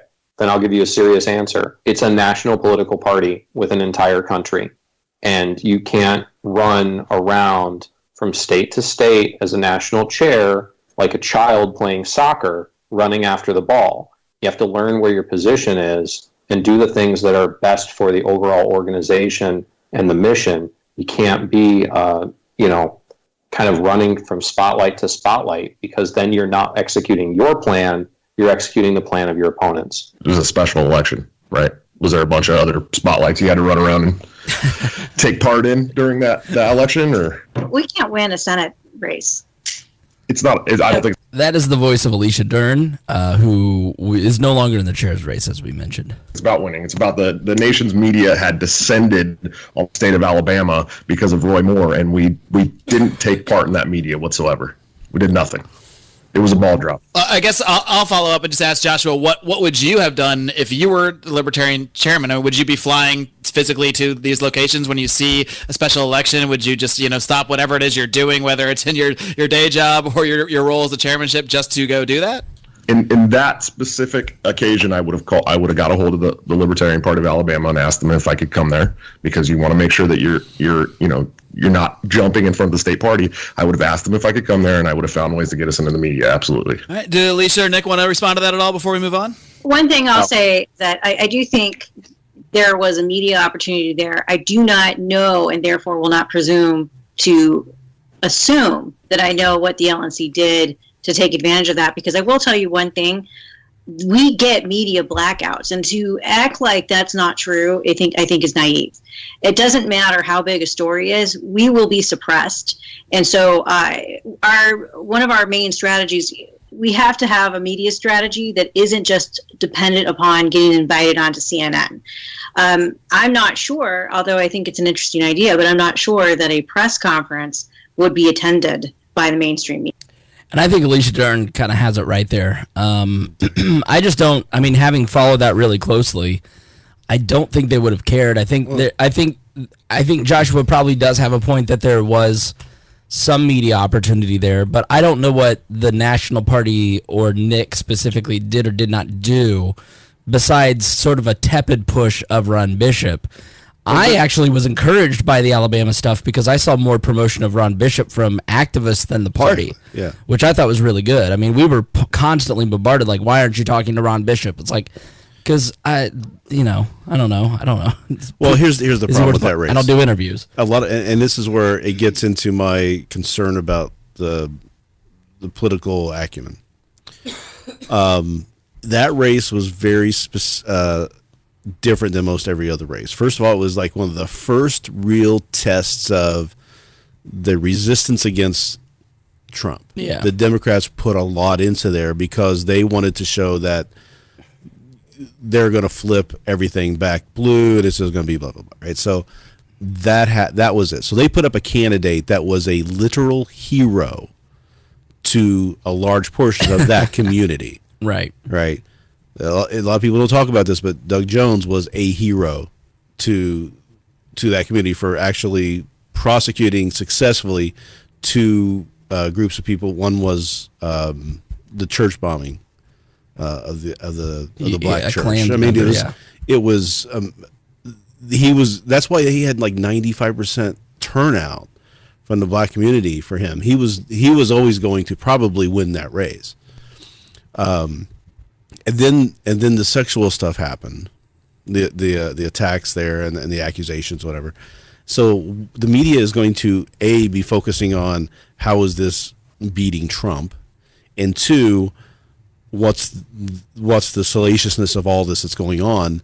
They're not going to give up their ad dollars for the viewing that they're getting on those stories to cover, this libertarian has zero chance of winning. Mm-hmm. They're never going to give them any press. I did like Alicia's dig at Nick saying our strategy can't just be being invited on CNN. Right. And that's where I do think both these candidates fall flat, is that they don't have a media strategy whatsoever. Well, I really think that, so we have two people working with campaign and outreach and stuff, but why don't we have a media person? One person just on the payroll underneath the executive director, whose job it is to be this message to the media constantly, going on and trying to get involved in those conversations when they have the Democrat on the right and a Republican on the left. Let's get a Libertarian in there too. Let's get some of those going on. Let's have that, and then we can kind of counter that with, if something like Arvin happens, maybe that some of that stuff can get filtered through there. Right, so we could have a person who could be the spokesperson media-wise for. Yeah, let's put Arvin in charge of it. Well, you know what I'm saying. Right. It would counter that. So maybe we say if you're on the chair, your social media has to kind of follow some rules through the social media person. And I can tell you, I mean, our audience is 7 times the national convention, and it's a lot of Libertarian Party people. Mm-hmm. I've been waiting for 2 months to know if I'm getting credentials to New Orleans. I've talked to Daniel Hayes, the head of the convention. Oh, I'm not in charge of that.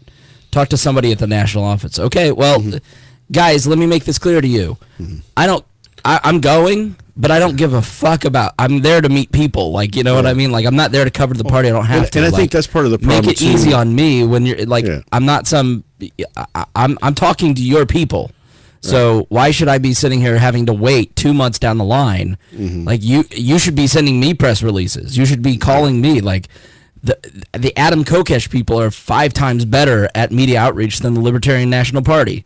So it's just mystifying to me that they don't have anybody that does that stuff. Right. And whose responsibility is it? Is it just people on the committee who are put into these I know to do this stuff, but it's like I know to call Robert Krause because I've been around and I have experience. Yeah. But I shouldn't have to be sitting here going, "Oh, I got to make time to call Robert Krause."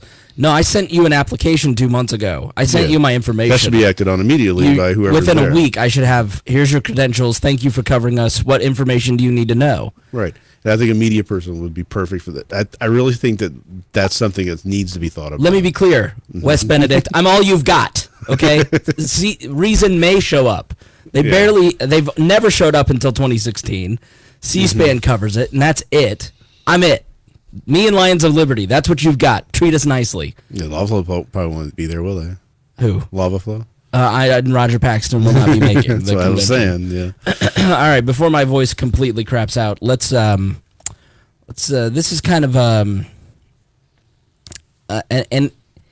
another inexperienced. This is another question that I think would be on like the populist libertarians wish list, and then I think Nick gives a good answer of like, here's why that doesn't happen. So let's take a listen. This is sort of an interesting premise here. William Wells brings up a question, and that's William Wells. I know. Okay. I had to listen to it a second time. Me too. Like, what? Really? Yeah, because it's a question about William Weld. I don't know if this has been a topic around the Libertarian Party or not, but he asks if any of you support a bylaw of a time in the party requirement to prevent last-minute presidential ticket additions. I don't know if this is referring to anyone specific, but I guess maybe that is a concern of people just entering the party at the last minute to make a name for themselves or what have you that might not have been very active previously. So.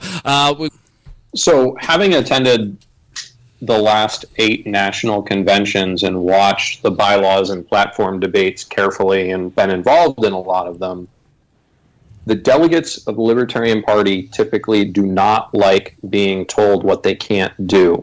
So whenever people come up with a bylaw that says you can't nominate someone for president unless they sign some sort of contract, or you can't nominate someone for president unless they've been in the party for a particular period of time, or you can't do X or you can't do Y.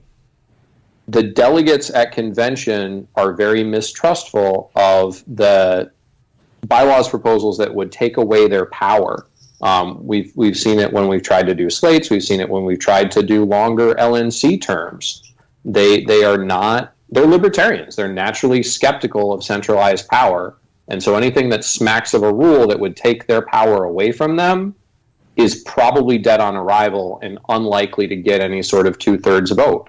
I trust the delegates. We had an argument inside the national office going into the 2016 convention where there were staff members who thought we shouldn't put up on the website candidates for the presidential nomination who didn't have a lot of support or who were seen as too wacky or crazy or whatever.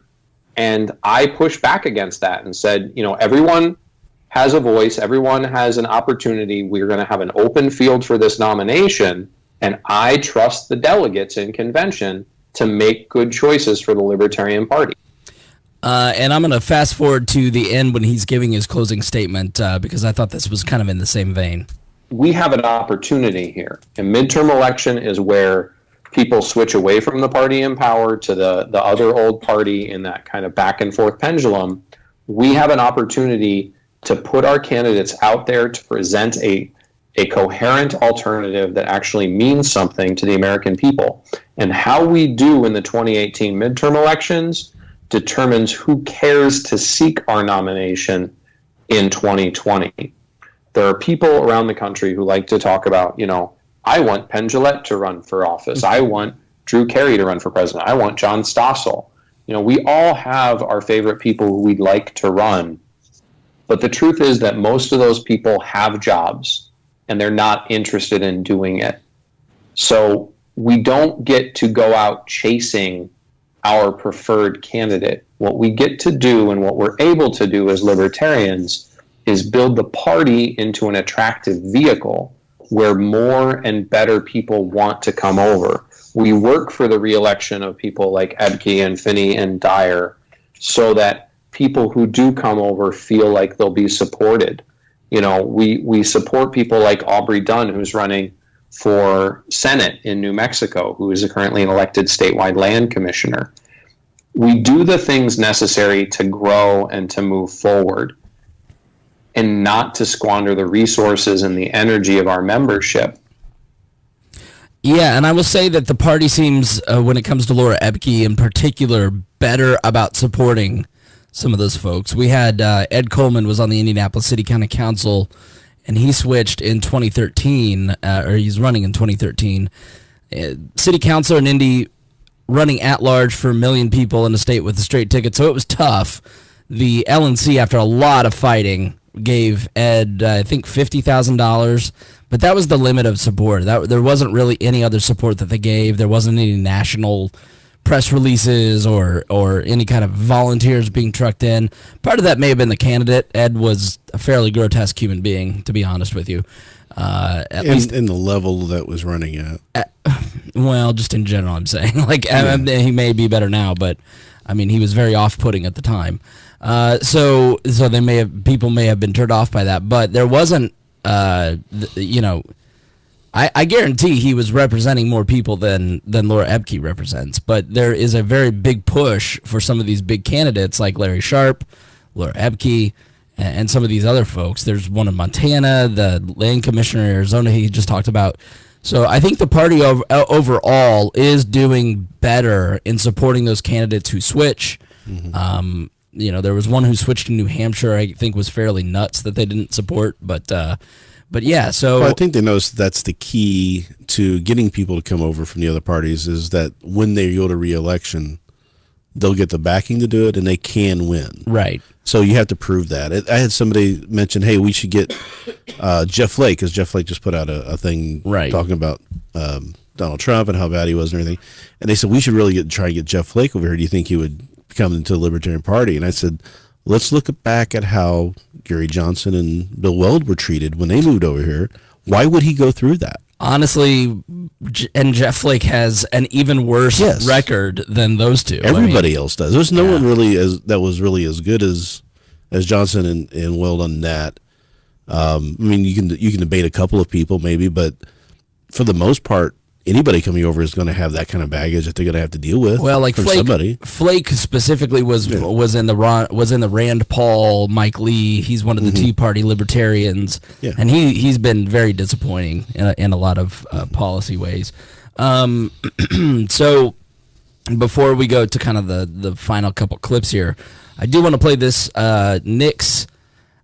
Nick gets dinged for the disinviting Ron Paul to the convention, even though he had nothing to do with it. That was a convention committee, and Ron Paul was never uninvited. So basically, what I got from Michael, and I'm going to paraphrase real generally, their side of the story is that they wanted Ron Paul to come and speak.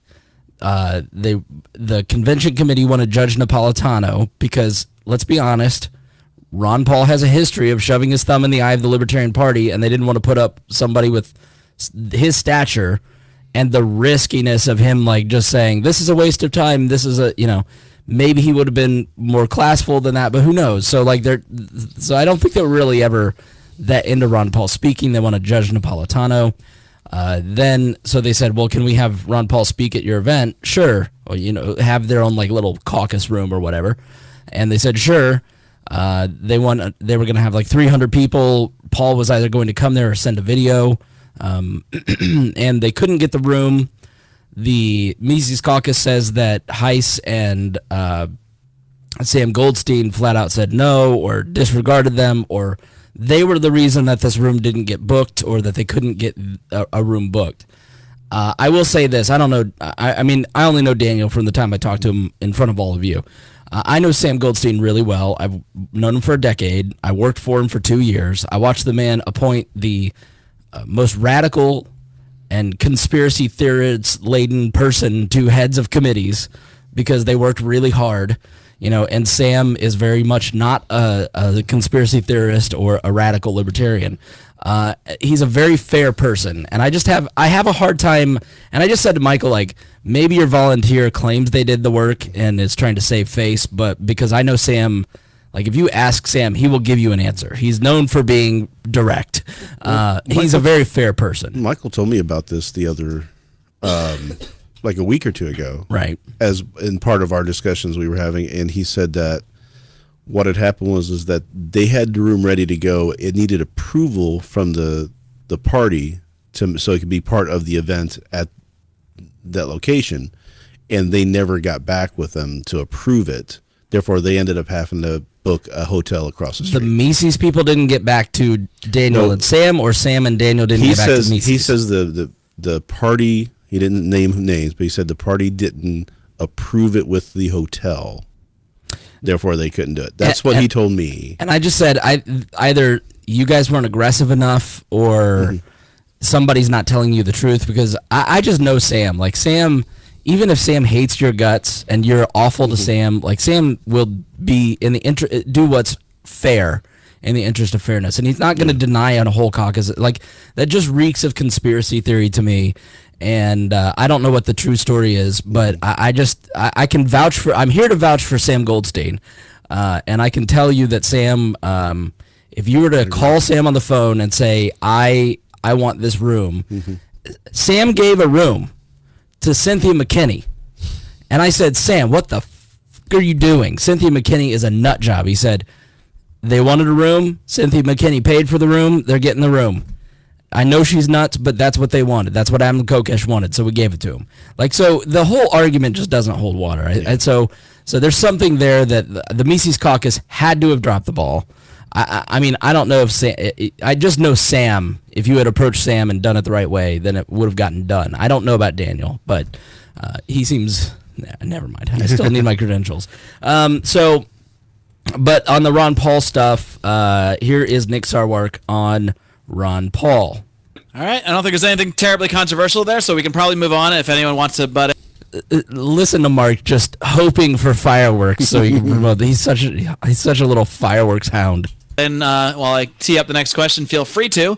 But otherwise, I'm going to move on to, let's kind of change directions a little bit. This question is from Joey Meyer, and he asked an interesting question. He wants to know what each of you think of the Ron Paul movement of 2008, 2012. Now, that might seem like a toss-up for libertarians, but the second part of that question is, and whether it brought people to the Libertarian Party. Because as we all know, Ron Paul always ran as a Republican. Many people were inspired by him, but what effect did that have when it comes to the party itself? This to me feels like a litmus test. Like, this is a litmus test question. It's a litmus test for that group who are wanting to elevate. It's the Rand Paul revolution. Yeah, it's the right. The Ron Paul revolution. Yeah. Nick, we'll let you start. So the Ron Paul movement of 08 and 12 was something I watched very carefully. I was very sympathetic to Ron Paul, having been our 1988 nominee and probably the most libertarian member of Congress ever. It did bring a lot of people to the Libertarian Party. I run into libertarians on a daily basis who said that they ended up in the Libertarian Party because they got excited about Ron Paul and they realized that the Republican Party that he was a member of did not actually reflect the views that he had, that he was constantly an outsider in his own party, and if they wanted to make change, they had to move to a party that actually allowed them to find their voice. You know, one of the saddest things to watch in 08 and 2012 was state parties and national conventions silencing the democratically elected voice of these Ron Paul delegates by shenanigans and backroom deals. So there's no doubt that Ron Paul has brought lots of people to the Libertarian Party. The question is, where do we go from there? Ron Paul is not seeking political office again. He has run for president in 88 as a Libertarian and in 08 and 2012 as a Republican. Since 1988, he has not endorsed a Libertarian candidate other than himself. He has endorsed over 30 Republican candidates in that period of time. So it's not that I would in any way deny the idea that people come in through the Ron Paul movement and that's their gateway drug to the Libertarian Party. But there's a question of, where does that movement go? Where do they go other than the Libertarian Party? There are no Libertarian Republicans standing up. And at this point, the Republican Party is doing everything they can to cut the knees out from any Republicans that show libertarian tendencies. And it leads to weird stuff like, Rand Paul supporting Mike Pompeo. I mean, bad stuff happens when you join the Republican Party.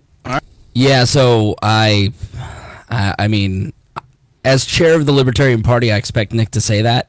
But there has never been a more... I don't think there's been a stronger libertarian movement within the Republican Party in the 20 years I've paid attention to politics. I think you've got Justin Amash, Thomas Massey, Rand Paul, and a whole new generation. I think the next generation of Republicans, all my peers who work in the Republican Party are very libertarian. Like, the social conservative stuff is not what it once was, especially not in the millennial generation. What it really comes down to is foreign policy. That is really where when we get to a point where there's a war, that's when you'll start seeing who the real libertarians are or not. Well, it kind of used to be immigration, but that's really melding on both sides. Well, of that. I think immigration is something that isn't. It may or may not get solved, but quote unquote solved. Like, it's hard to stop human migration when it comes to freedom and personal economics, but war is something that you can stop. We stopped it in Libya. We stopped it in Syria. We stopped it. I mean, people were so mobilized against new wars under Barack Obama. Now, did he send in drones? Did he engage militarily in those places? Yes, but he didn't escalate. And trust me, there's pressure too. So I think war is just one place that we can't compromise. You cannot compromise on it, because war is the great destroyer. It eliminates every facet of freedom. Well, it creates more problems than it ever really solves. Yeah. For the most part. And there are those occasional ones that are righteous and you need to go down, but there's been maybe 2 or 3 of those that I know of in the history of the United States at the most. And you can argue a lot of those. Yep. You know what I'm saying? So we'll end with Mark asking them about their weaknesses. Here are the things that I hear that are negative about you. Answer these questions. And he started with Nick on Tom Woods. Tom Woods is somebody that I listen to all the time. I love Tom Woods. I think he is a great communicator. I think he is somebody that has been a great benefit to the Libertarian Party. And Nick weirdly tweeted out something kind of like linking Tom Woods and the Mises Institute to like white supremacy and saying the Libertarian Party has no room for white supremacy, which I agree.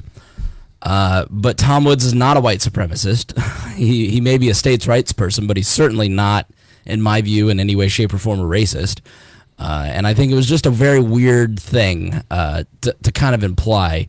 Well, it came from the Jeff Deese speech. The head of the Mises Institute. At the very end of it, he used a very dog whistle line from Blood and Soil, Soil which line. is something that was used in Nazi Germany. So I think that's where the concern was, is that we're seeing a lot of these trying to infiltrate their way in to the party, and it was right after Charlotte, and Nick was trying to make a public point. We don't tolerate this in the party. This is not who we are. But I think he might have done it in a way that was typical Nick fashion, where he's trying to be kind of cutesy about snarky about it, and got the wrong person, because Tom Woods just has so many fans, and most of the people, I think if you go back and look, it's that event that actually started the Mises Caucus, and the whole point to try and push him out. So that has created all of this, just because of that one event. And to me, it's such a weird event because, okay, so he made the statement. Tom immediately fired back with vulgarities and very upset, which you can understand. He would be upset about that.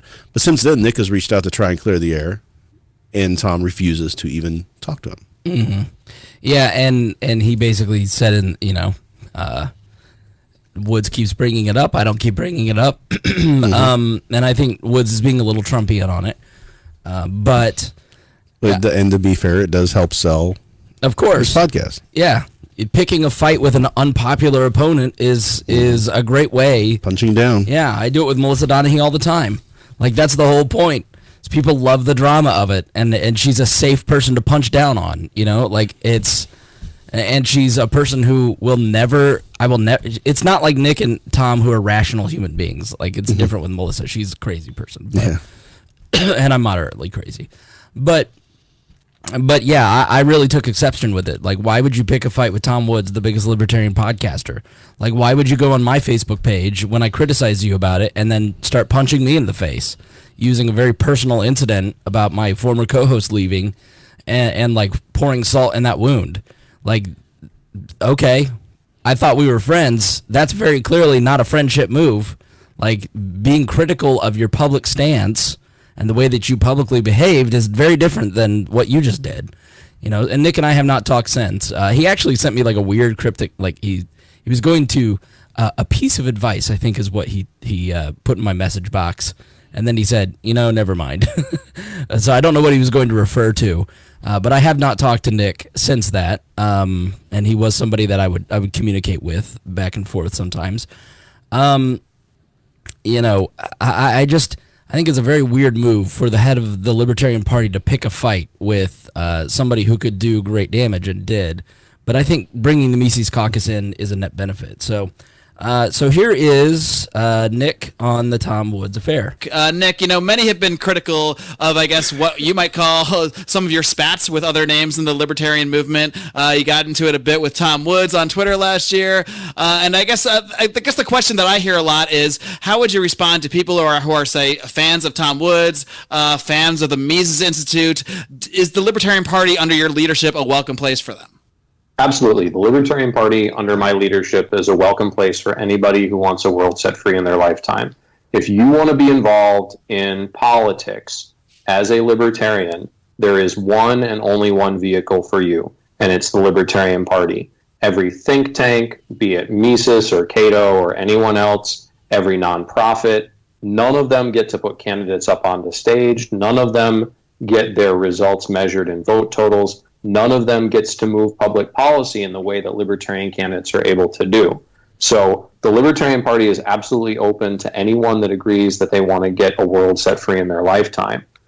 You know, one of the things that I think is dangerous for a party is to try and somehow cater to people who do not vote or who are not interested in electoral politics. You know, as I mentioned before, Ron Paul hasn't supported a single libertarian candidate since himself in 1988. To my knowledge, Tom Woods has never supported a libertarian candidate ever in his life.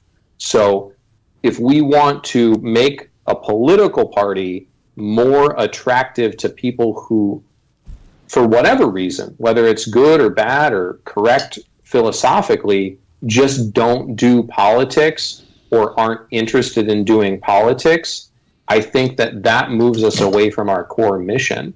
You know, I think Tom Woods' fans vastly overestimate how much I care about Tom Woods, because I haven't mentioned him since whatever spat you're referring to over a year ago, I think now, whereas he seems to mention me on a regular basis because it must burn or something.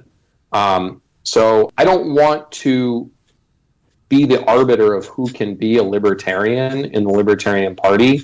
I believe in a big tent. And what I get concerned about is I see some of my opponents who do seem to want to be an arbiter of who can be a libertarian, who do want to say, so-and-so is not libertarian enough, or so-and-so's views are so outside of our party that we can't let them in the door, or so-and-so said nice things about Hillary Clinton, and so he can't be, you know, considered by the delegates as a potential candidate. That kind of exclusionary stuff, I think, is much more damaging to a political party when you're trying to exclude people who are trying to be involved in politics. And I do think that his point about exclusionary politics is a fairly good point, especially when you're running to be a functionary. Right. When you say you're running to unify the party, and then you start limiting who can be in the party, it kind of doesn't really unify. But he really did work some magic there, where he said and did something divisive, and then he's like, I just don't want to be divisive. It's like, okay, well, that's Nick, the thing. I don't want to say who can and can't be in the party, but we don't allow racists in the party. Well, which I think we agree with that there are at the extremes. There are some people we don't, you know. There's definitely there's some anti-Semitism in the Libertarian Party. There's definitely some anti-Semitism. There's some racism. Yeah, unfortunately, that I would like to get chucked out somehow. But like you watch the stuff around Israel's 70th anniversary and all the stuff that happened around that, and you're just like, you're not even trying to reason what happened here or deal with the facts. You're just being anti-Semitic, and you know that's probably part of the Nick is part of the tribe. I mean, so that probably plays into it. Some not Tom Woods, not Joshua. But I do think that those elements do exist, and I do think he was trying to distance himself, but he was being exclusionary.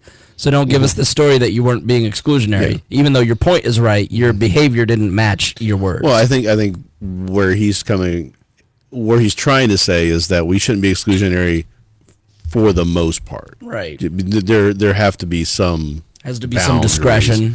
But just like the examples he gave were very good ones, where just because somebody was nice to Hillary Clinton, do you want to just say he's not a libertarian and kick him out? Or do you want to say, you know, there's a lot of people are concerned with the socialist movement inside of the party, where there's a handful of socialist libertarians. Don't let them in the party. Don't let them in power.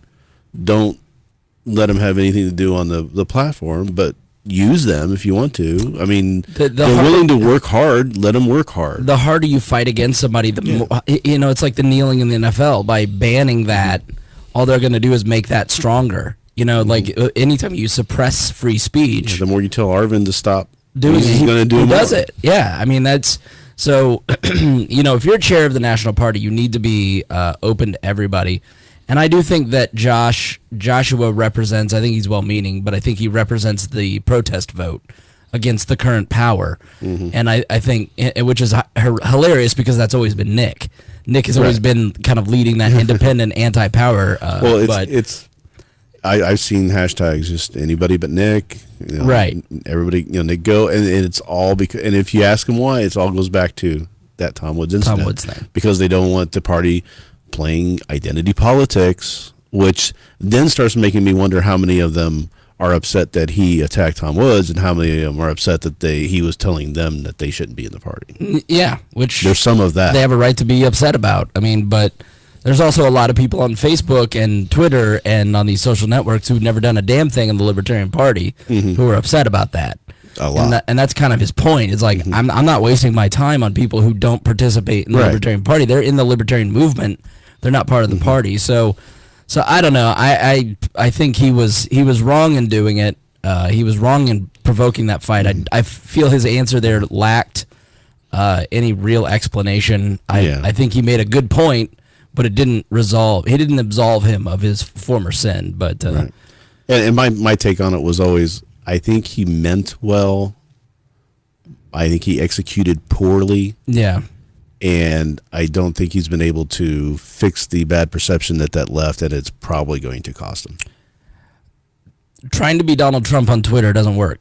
I mean, he can get away. He's not getting away with it. If Donald Trump shut his Twitter down, he'd be at 50%. He'd be massively. I mean, he shoots himself in the foot. I do it too. It's like the more I open my mouth on Facebook and Twitter, the less people like me. When Nick is taking shots at Republicans and Democrats, we all cheer and love. Yes.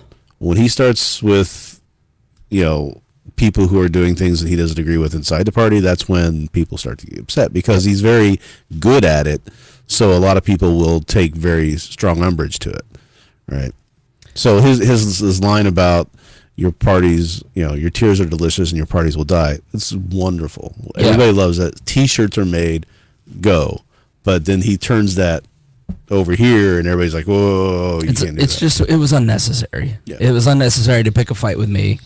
So in my mind, I've said Joshua has a lot of experience. He shows some of that. He answers that question. All right, we're going to move on to, I'm going to go over to Joshua now for this one. And I think by far the biggest criticism I've seen of you out there, from your fellow opponents as well as other people is basically just your lack of experience, both when it comes to dealing with the national party and dealing in sort of an administrative role at the level that the chairman takes. Now, you're going into this role with this lack of experience, and a lot of people have even said that you're basically naive about your ability to implement a lot of these big visions that you've talked about and a lot of the plans that you have. And obviously you're very enthusiastic about that, but not everybody out there seems to think that you actually can execute everything that you want and that you have the ability to serve as that sort of arbiter as the chair sort of needs to do. So what would you say to people that just don't think that either A, you're not experienced or ready enough, or that you're naive thinking that you can sort of execute this vision that you have?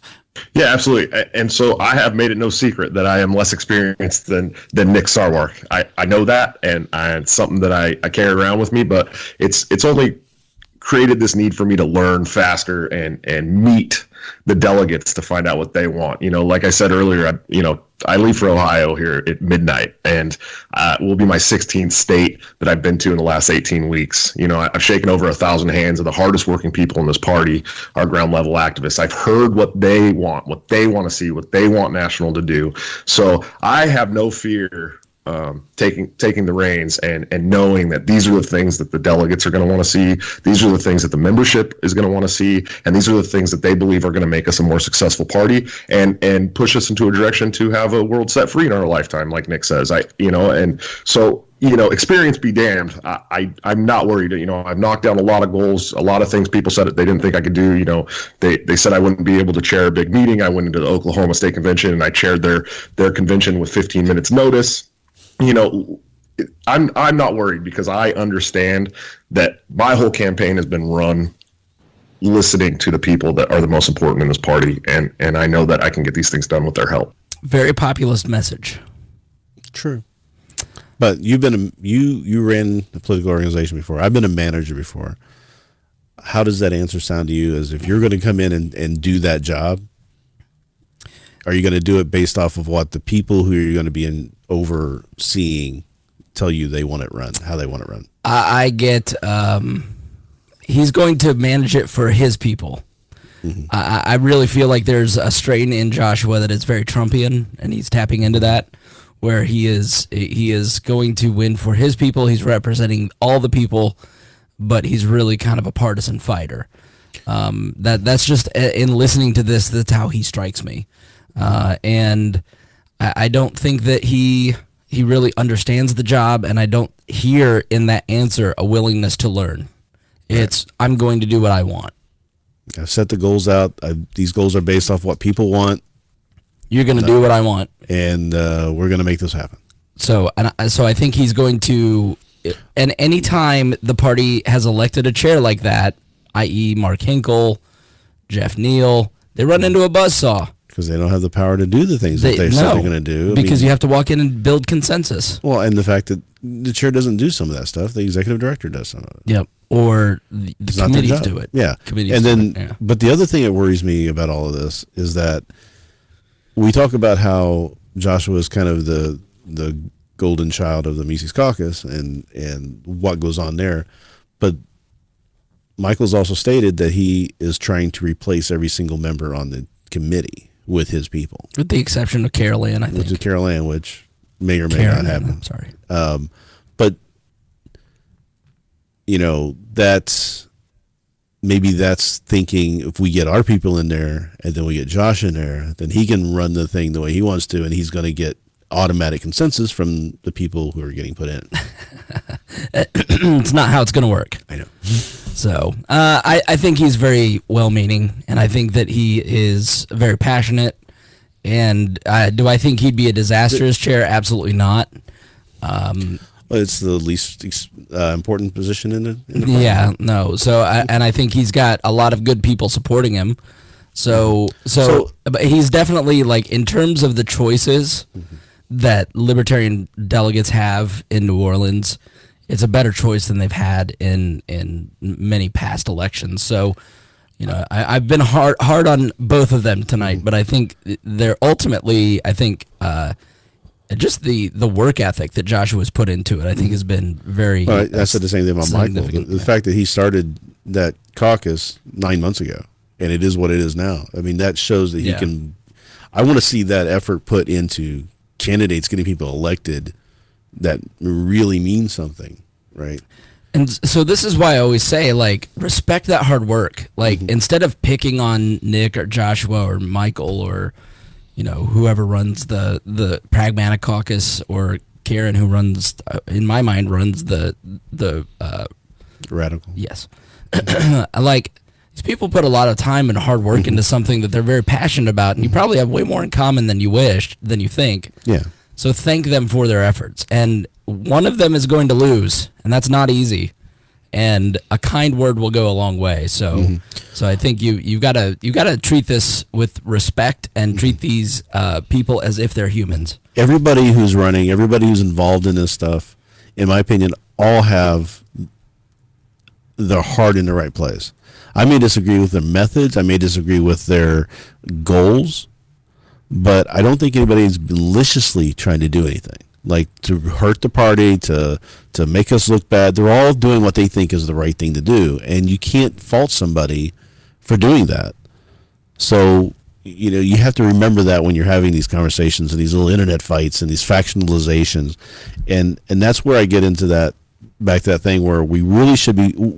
We're 95% agree on all of this stuff. If you sit down, I've had conversations where we on Facebook where we get into arguments, and it's like we're night and day arguing about stuff. By the end of it, it's like, you know, we kind of agree on everything here. We just came at it a different way, or messaging was different. We really agreed. So why are we fighting? Why are we fighting over 5 to 10% difference in our thought processes or our goals or where we want the party to go in the end, like the anarchists and the minarchists in the class? I got people saying, get rid of those people. And it's like, why? Let's all get there. And then when it makes a difference in our society, then we can have our big argument and fight and split. But, no, I mean, why can't you just fight and argue and enjoy each other as people and have differing opinions? Yeah, why does that be? Why you have to personally it's part of politics, and it's something I've seen in politics over the past couple of decades. It used to be different. Ronald Reagan would go to lunch with Tip O'Neill. They hated each other on a political basis, right? But they would go and hang out with each other at lunch because they were still friends. There's pictures of William Weld having a drink with Kerry when they were running against each other. They were in a bar talking and having a good time.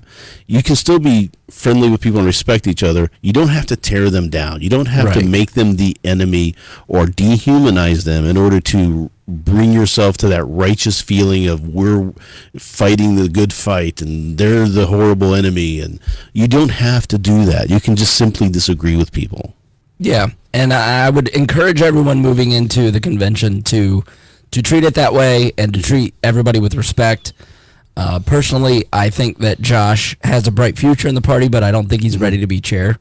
Agree 100%. I think that Nick has, in the 10 years I've been around, been the best chair in terms of running the office and in terms of some of his media work. But I think that he's had some significant leadership drops, and hopefully he's learned from that. And I think people need to ask, have you learned from this? What are you going to do differently? And that's the concern, too, is will he be effective as an LNC chair, even because of this stuff is still going to linger behind? A new person would refresh that position, and we wouldn't have that. So that's the arguments and decisions to make. So. Going into 2010, it was Rutherford versus Mark Hinkle. And Jeff Neal walked out the chair. I mean, so you never know who's going to win. Well, and the other thing you have to remember. Actually, it was Vegas. That was Vegas. It's something that everybody should remember while they're going down, if they're going down to vote as a delegate, that NOTA is still an option. It always will be an option, and it always should be considered. If you don't think either one of these two people should be the chair, don't vote for them. Vote for somebody. Don't vote for none of the above, and then we'll put somebody else in there. Usually in a convention situation, everybody's second choice wins. Yeah. So, and I think Nick is probably everybody's second choice. So, all right. My vocal cords are on fire. I hope you like this episode because I hope I can speak for the next week. It hurts. So let's go ahead and wrap up. Final thoughts? Final thoughts about this is that I agree with you that I think that Joshua's probably a little inexperienced and should work he's got a great future.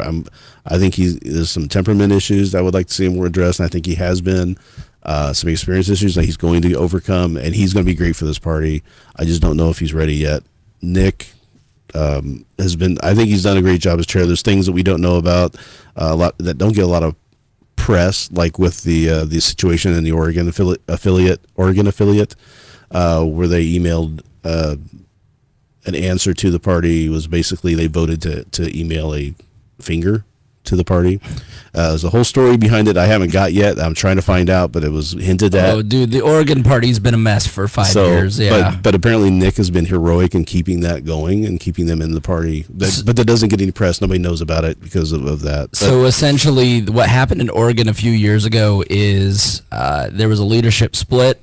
Mm-hmm. Both declared that they were the official Libertarian Party, and the LNC. It's been a battle as to who to recognize as the official party, and it's like I can't believe it's still going on. Like how I read a little bit about they went to a judge, and the judge told them to get this stuff out of my court because this is stupid. Yeah. But yeah, that's so. I think that Nick has done a great job. I think he has stumbled. I think everybody's human. I think his heart was in the right place. He just screwed up. But that doesn't forgive him or exonerate him for that. If you don't think he should be chair for that, don't vote for him. Make him answer for it. Yeah, make him answer for it. When you get there as a delegate, go talk to him. That's what I've always said to somebody, because I've always been able to approach Nick on Messenger or email or talk to him. Nick and Joshua, if you listen to this and you have questions for either of them, send them a message. Yeah, they both talk on Messenger. I've talked to both of them several times. My discussions with Josh are usually a little bit more heated, just because he's usually trying to defend Michael when I'm talking to Michael, and then he comes in and gets in there like a little thing. I don't know. It's like, you got a lot to worry about. Well, don't worry about this. That's where my temperament issues come in. Just let some of that stuff go.